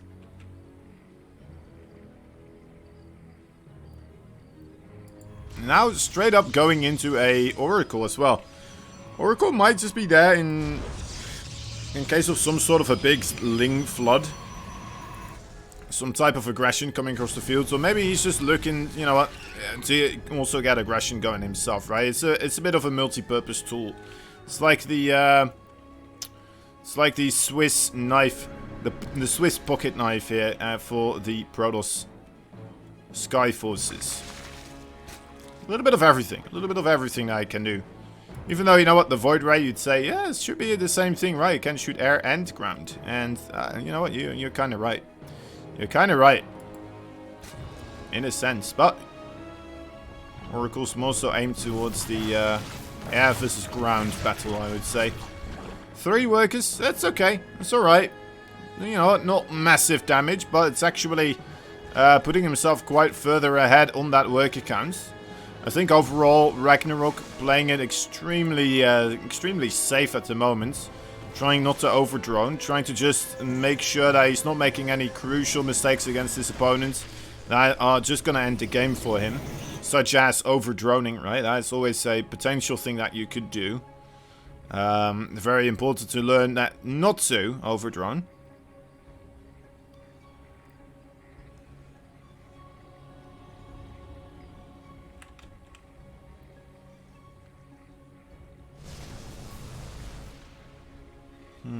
Alright, charge upgrade as well on the way here for Prince, as we have the Hydra Den on the way for Ragnarok.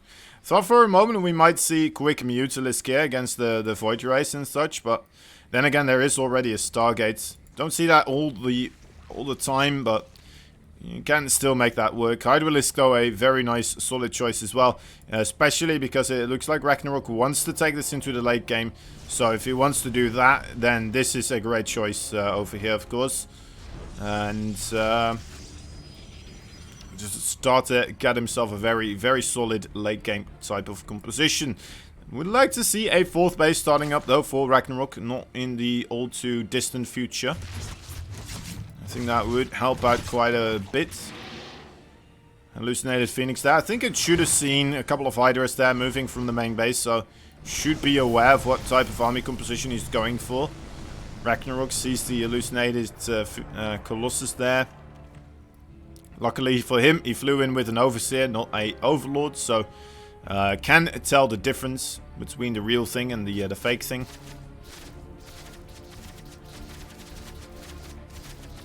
So it's a nice attempt though by Prince, of course. Would have been so cool if he was just like, oh, okay, he's got Colossi. Let me go make Corruptus now. Try to get the Vipers as quickly as possible, and then instead it's suddenly like, oh well, it's actually Storm. That's interesting. I made some of these units for no real reason here.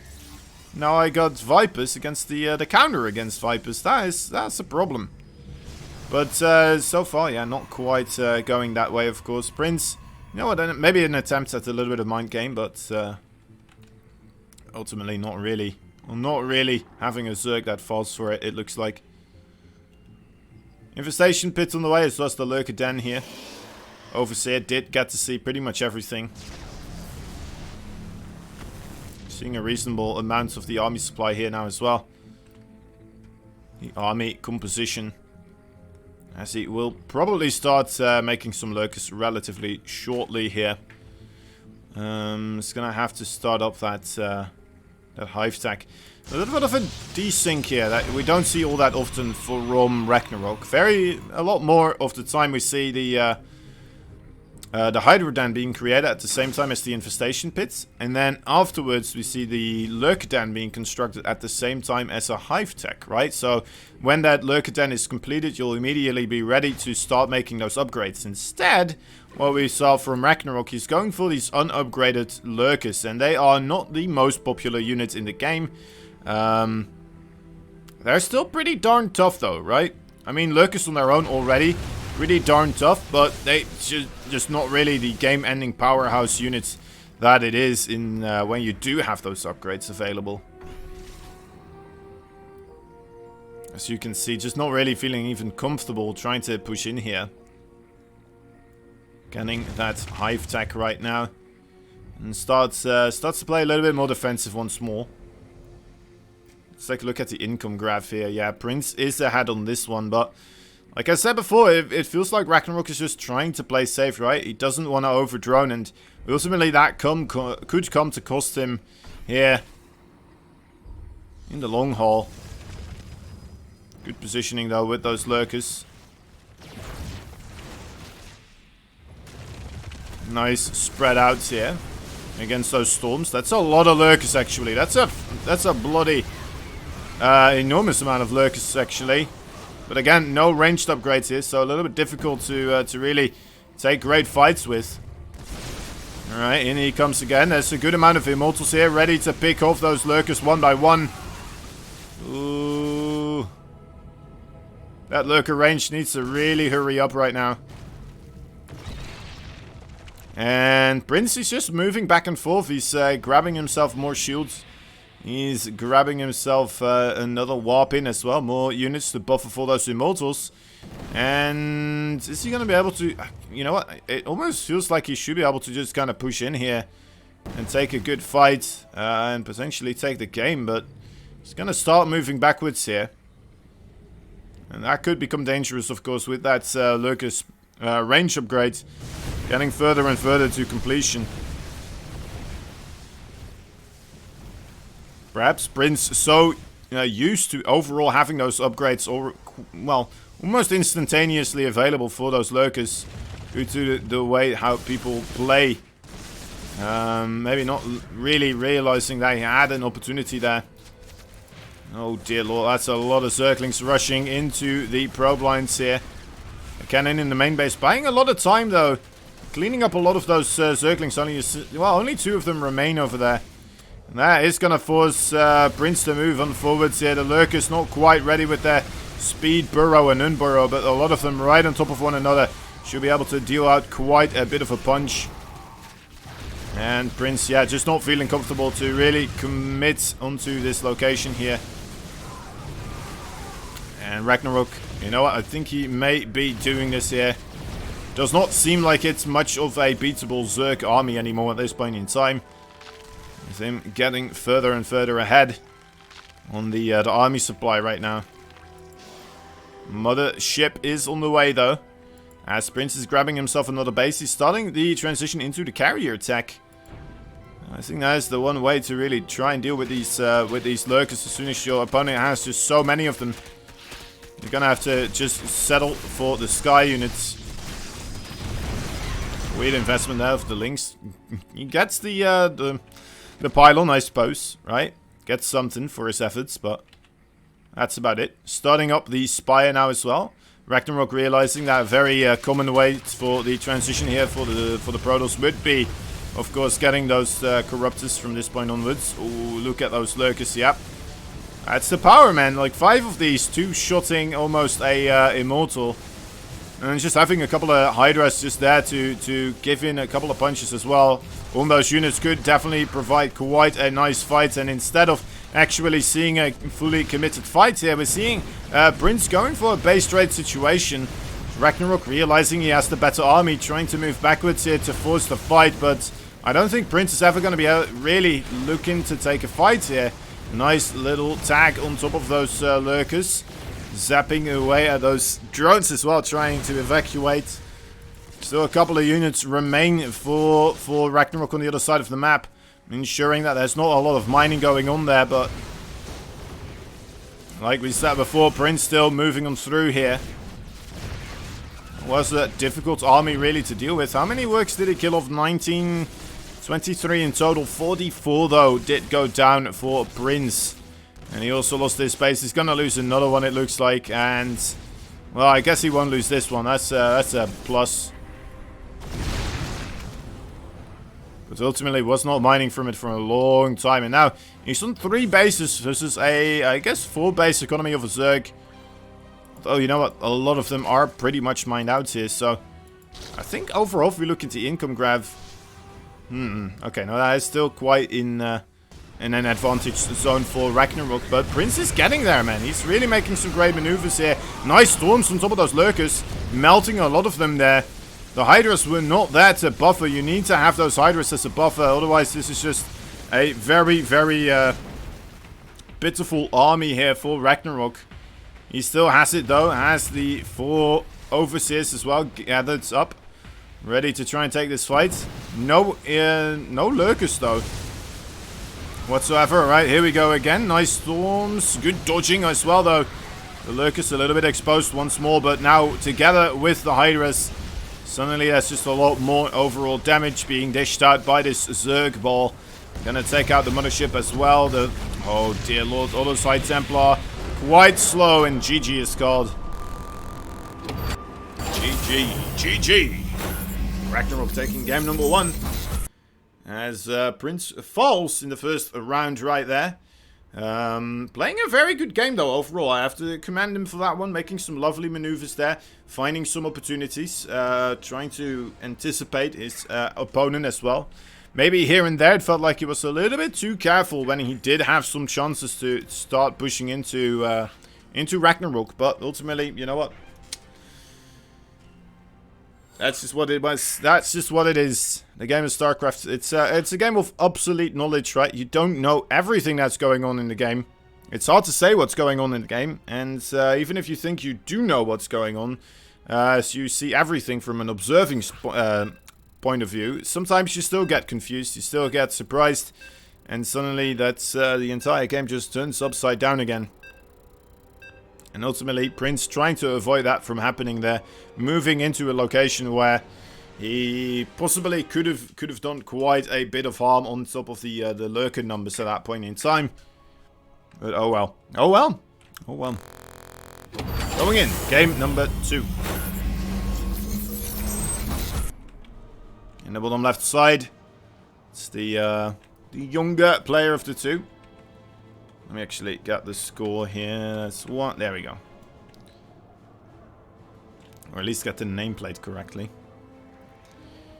And the bottom left side, there's that blue Protoss. He is one of the newer faces on the scene, on the block, on the overall competitive esports of StarCraft. He is Prince from Team GP.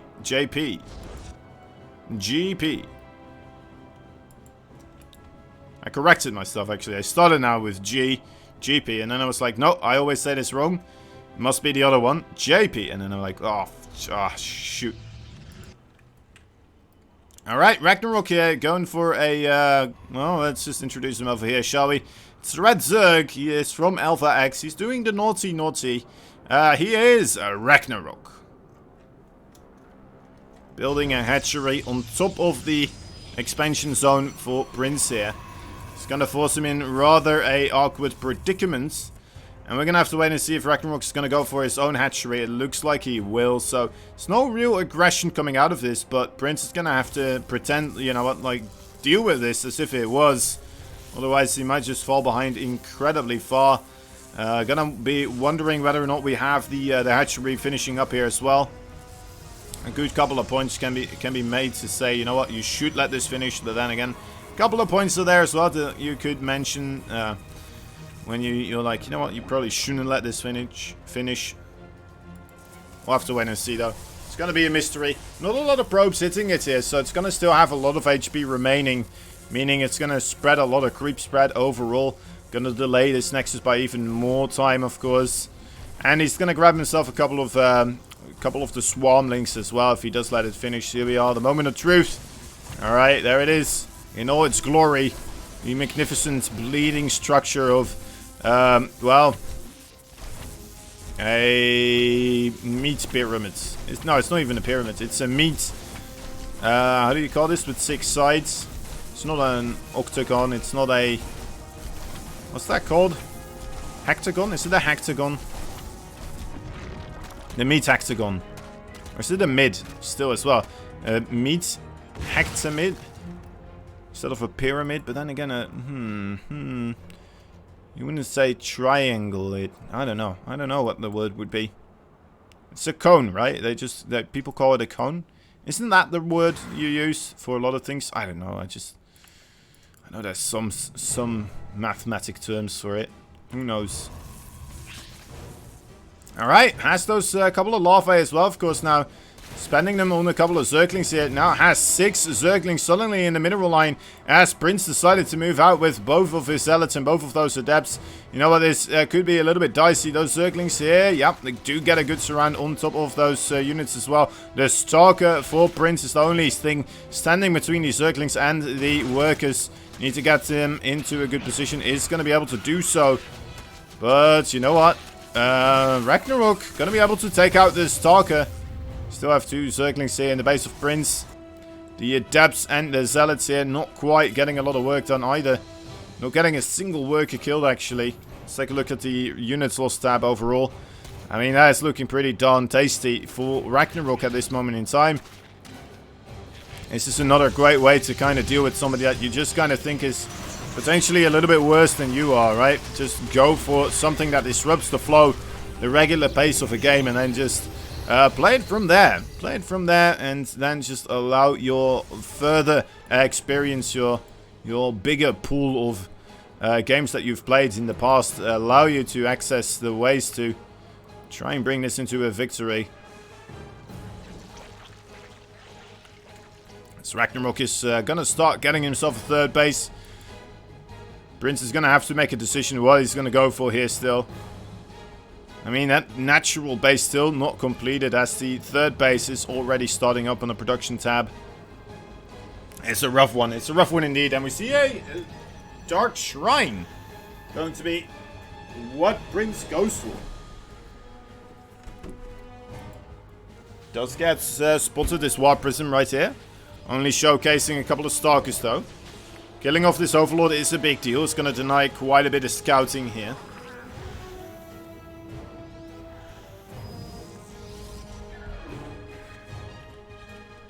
Seeing a couple of Stalkers here doesn't tell you too much as a Zerg player. Right? It's just kind of a regular bunch of units. It's no Adepts though, so I suppose you can kind of be like, alright, so it's not likely to be Adept Glaives. So it's unlikely that that's going to be it. And, oh, I love this as well from Ragnarok. Going to just move across the field here. Seeing those units in the War Prism, he knows that, well, you probably don't have that much at home then. And he really doesn't, since, you know what, a lot of the investments here for Prince, of course, not only in those stocks in the War Prism, but also in the Dark Shrine tech at the moment. And this is going to delay the Dark Templars, well, very, very much so as well. Kills off the Cyber Core here. Ooh. I think it's the most massive thing that could happen, of course, but it's still a little bit awkward for Prince. He's gonna have to bank that these Dark Templars do quite a bit, but we already have that layer attack ready to produce Overseers. Let's see how quickly Ragnarok picks up on this already. Okay, he already has 2 Overseers in production. He's ready as all can be. He's making Spore Crawlers. This man will most likely not lose a lot of drones here to some Dark Templar. A couple of Dark Templar in the... Well, there's one in the main base and one in the natural as well. But, yeah, there we go. Ah, 6 workers, actually. It's more than I thought he would get. Not bad, not bad. Putting himself on an equal amount of workers again here, but... I mean, where do you go up after this? Oh, well, I guess it's double Stargate, because you saw a Spire being constructed here. Fair enough, fair enough.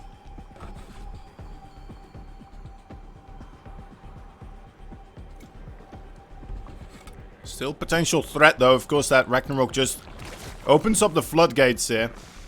Goes for a ton of Roaches or Lynx and just absolutely stomps Prince here. Especially with going for the double Stargates. I kind of hope we're going to see 2 Void Rays or something like that to start things off with. Maybe even Oracles, you know, because if you just straight up go into all those Phoenixes and then suddenly, you know what, Ragnarok decides, my Spire got scouted, I'm going to go into something else, I'm not going to invest too much into the Spire here. That could become a major problem, right? And then he just comes across the map with a ton of stuff. With a ton of Zerglings, Roaches, Hydralisk, whatever he feels like. And you're just gonna sit there scratching your head being like, well, I don't have that much stuff right now, do I? Yeah, he's starting to prep into these Phoenixes. And I guess Phoenixes do alright against Hydras, but I feel like that's better when it's already a level playing field. When you're at a disadvantage, I'm not quite sure if it's gonna work out the same way. Third base for Prince, though, is, well, nicely being constructed here. Fleet Beacon on the way. Alright, alright. I like this a lot better already. So only making 2 Phoenixes and then straight up going into what's most likely going to be carriers. I would imagine is going to be carriers here for Prince. That's a great way, of course. You're going to be open a little bit still, as I've mentioned a couple of times. Prince doesn't have that much at home, only 34 army supply. And a lot of that is inside of the War Prism here with those Archons as well.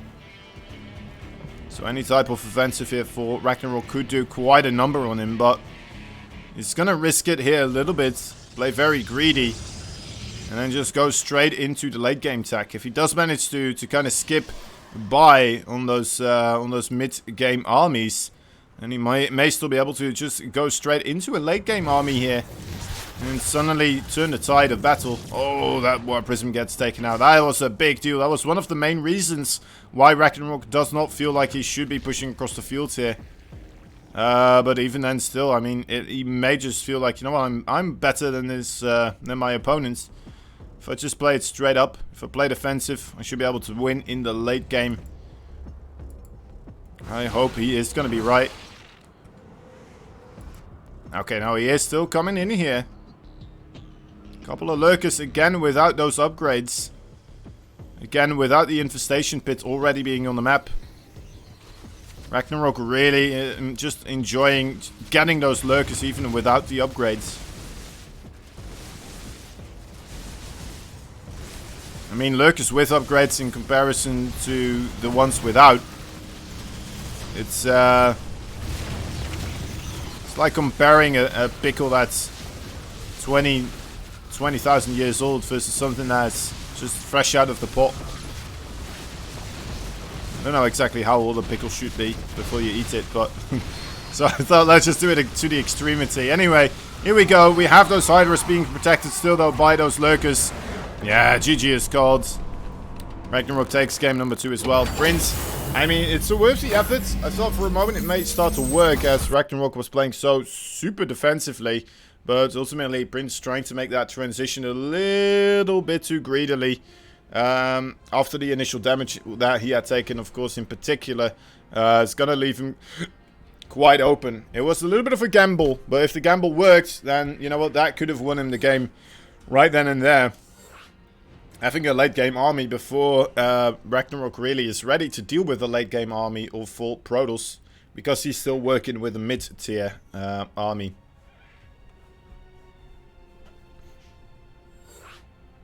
Anyway, GG. Ragnarok takes game number 2. Moving on through to game number 3 here.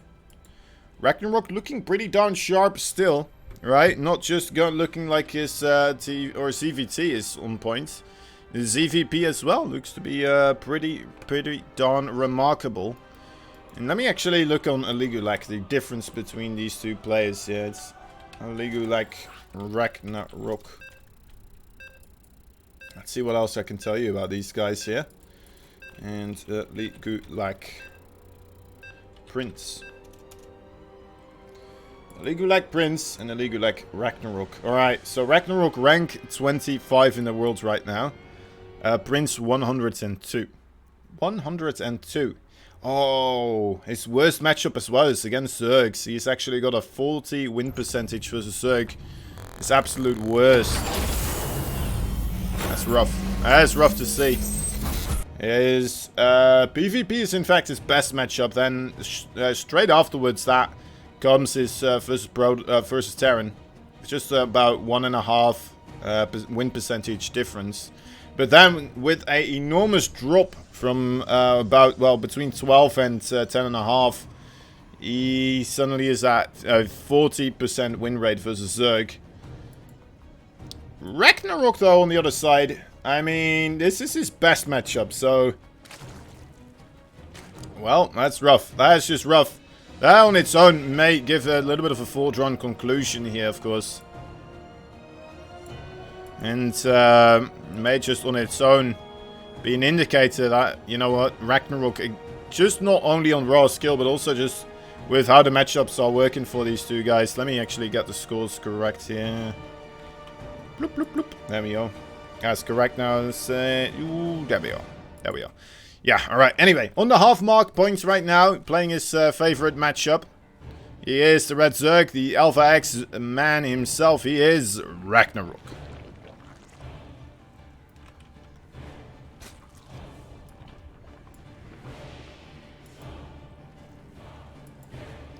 And the bottom right side, a blue Protoss Fighting for Team GP. I'm gonna learn it at some point. He is a prince. Move the nameplates. Oh, I'm too lazy to. I'm just gonna move the names, I think. Alright, because it's you. I'll do it. I too get annoyed when the... wait, it's the blue nameplate I'm moving right now. Hold up. Yoink. Doot. And we're locked in. The nameplate has landed. The falcon has nested in the eagle den. The sparrow has found its way in the cloister. Lol spelling. Wait, does it say rock? No, rock? I think it does, doesn't it? It's interesting. It does. Oh. It's production. I don't know who's behind the scenes doing the production here, guys. I don't know. Seems to be some silly person. Rogna. You know what? Overall, Rognarok just sounds pretty cool as well, right? Sounds pretty cool as well. I wanna rock, bum bum bum bum bum bum bum bum bum bum Rognarok. Right, another Void Ray here for Prince opening. Classic NA production in EU. Well, I mean, I am on an NA team, okay? Just give me...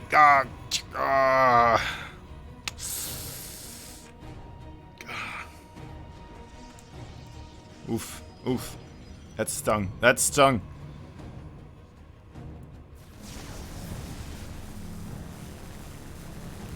Twilight Council here as well being constructed behind this for Prince.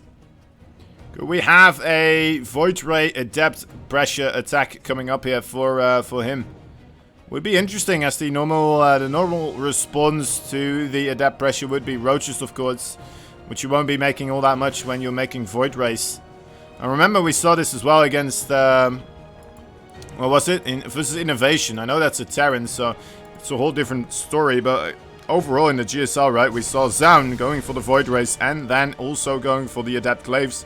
Working out absolutely lovely.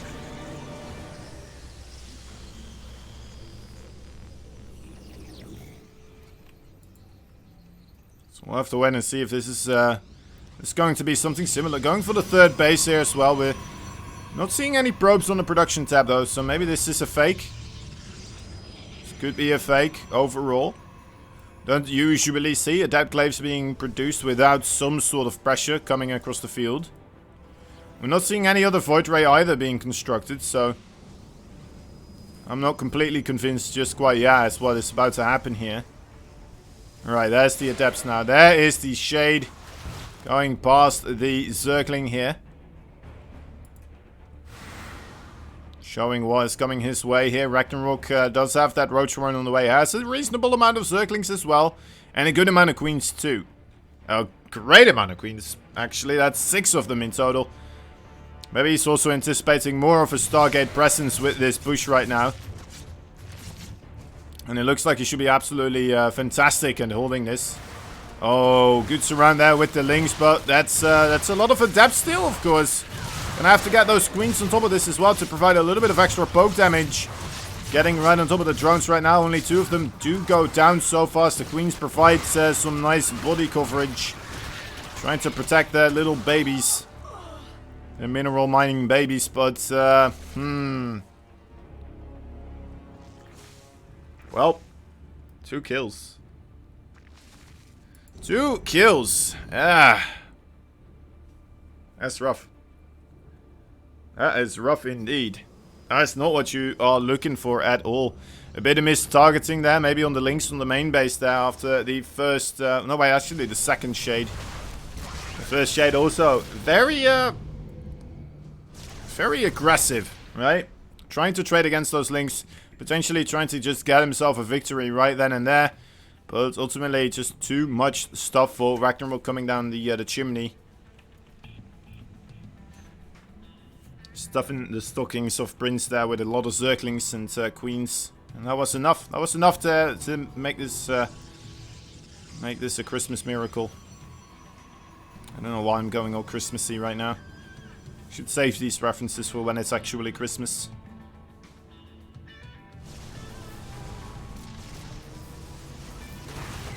Oh wow. Gets that sentry. Was not expecting that to happen. I was just kind of sitting here being like, well, he should just force field this away, right? Oh, actually, it's on top of him. He's going to be able to force field himself out of there, right? No, okay, he is dead. The Void Ray making sure that the Zealots will, in fact, one-shot these, or two-shot these Zerglings, no matter what the upgrades are.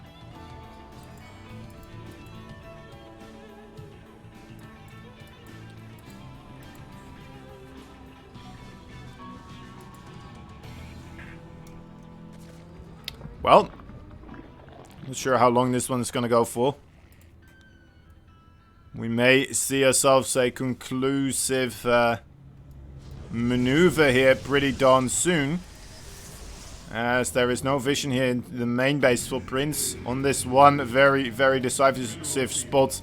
Looks like it will start to get abused here. Still a lot of Zerglings at the front. Actually, he's just moving towards the front right now. Makes me wonder, is he just gonna send Queens across with the Niduswim? So far, there's nothing in there. Maybe the Niduswim is just there to lure the army into the main base, and then he's gonna hit the third base. Is that the plan here? I mean, that could be a pretty cool one, honestly. Not gonna lie. Okay, there are the Queens right now, starting to unload absolutely everything, and there goes the army for Prince. It's not even a very terrifying army. It's actually a very small army. I mean, it almost looks like an alright fight for both these players to take. Oh, I guess it is 5 Immortals though. That's a lot of Immortals, but I mean, look, these Queens aren't doing absolutely horrendous. And then we still have this army for Zerg as well on the left side. Looking to just poke on in here.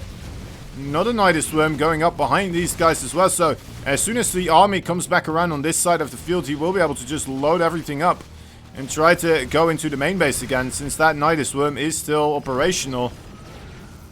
Oh, just reinforce this. That could be the case as well. Is he just going to reinforce this? Interesting. Oh, he does. Okay, the Nidusworm did get taken out. My bad. It did get taken out. It's being remade right now, though. And you know what? Hydralisks, they do alright against Immortals, but they do need to target it down. There we go. Okay, nice target fire. One at a time, but ultimately it's just going to go back to the right side here. Probably the best choice.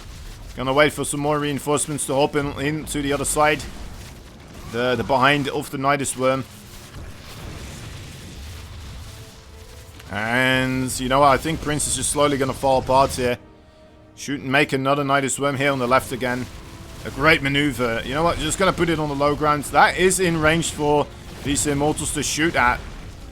And now we have enough Hydras here to jump on top of the Immortals as well. 2 of them fall very quickly. They're very expensive units. Sure, they are dealing quite a bit of damage here as well, but every time he loses one, a little Protoss child cries. And loses 2 more right there. Gonna lose the Stargate perhaps as well. More units being reinforced. I think Ragnarok may have done it, guys. 78 army supply, 80 army supply versus 28.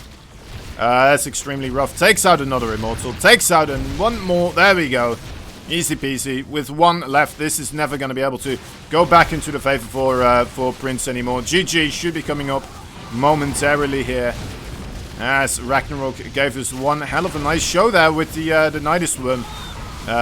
Showcasing that, you know what, these Nidusworms, they're still being underutilized overall, right? This is just one of these things that Zerg, they can try to get more work with, ultimately, if they really start to incorporate it in their play a lot more often. I mean, yeah, with the short reinforcements distance here for our Zerg player, there's just no way. There's no way, guys. I'm sorry. It's just not gonna happen.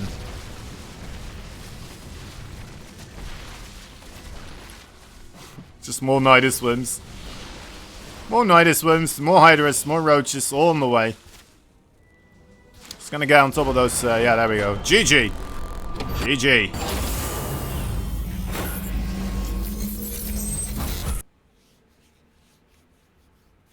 That was some solid overall Nidus win. And also pretty darn awesome Nidus worming there. Being able to keep everything rolling, keep everything moving forwards. Let me actually see if we're updating the matches on the Team Liquid page as well. Yes, we are. Nice, nice. It's always good. It's awesome. It's awesome to see so many people just doing things for me. And sometimes I'm not even sure which person is doing what at which time. But it's very much appreciated. All the people at Team Liquid. Man, I saw the new house that the Team Liquid's getting. Oh my dear lord. Did you guys see this on Twitters? Man, that is something else. That is something else entirely. Holy moly. It feels like just a gamer's paradise on steroids, honestly. Like, it's...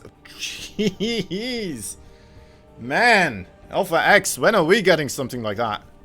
Whoa. The new team house. Yeah. Go check it out. I think Thermal went there like 2 days ago. But man, the new team house from Team Liquid, they work together with Alienware. Mwah. Oh, beautiful. Beautiful stuff, honestly. Really cool stuff. Very worth checking out. Some place that, you know what, I'm just kind of giddy to be like, oh, maybe I'll get to go there someday. If they, you know, maybe if somebody ever invites me. Maybe. Oh, who knows? Who knows? That would be really cool, though. Sushi, get us a team house.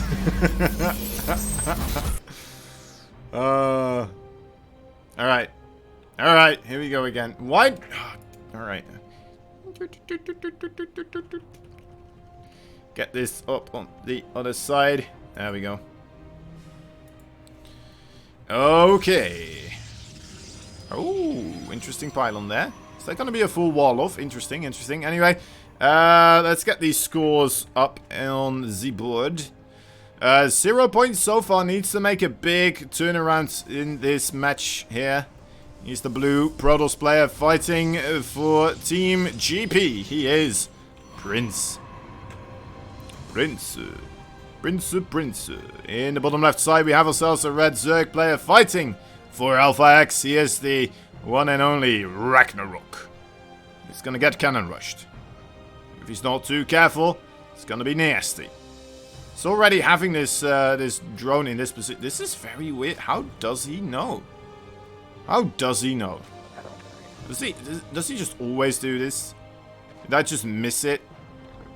Is he just like, oh well, I've beaten him 3 times in a row now in a regular straight-up game. It's very likely that he's gonna try to cannon rush me this time around. Gets the block right there. What's up? What's up, Prince? Sit down, son. No, you're not cannon rushing me today, is what Ragnarok is saying. All these drones are yelling it off the top of their lungs right now. 2 pylons getting cancelled there. Needs the money for more stuff, and ultimately, you know what, with 4 drones already on top of this, that's going to be the end of the cannon rush. That is a very frustrating moment in time. Prince, yeah, GG is called. Ragnarok takes it 4-0. Another, just a clean sweep, 2 in a row here for Ragnarok. First and foremost, taking down, of course, Bomber. Making Bomber look like an absolute... I don't know what to call him anymore, but just somebody that is a couple of leagues lower than Ragnarok right now. Ragnarok then taking out Prince as well. Did kind of anticipate that one, but you know what? Still in a very, very decisive manner that perhaps still feels a little bit surprising at these moments. You know, not quite anticipating it to be that one-sided. Anyway, Prince giving it his all, giving us some nice games here and there. You know. Giving a good effort and giving a good fight. That's going to be it here for today, guys. We have a victor, Ragnarok, this time around. Going to be the big old champ.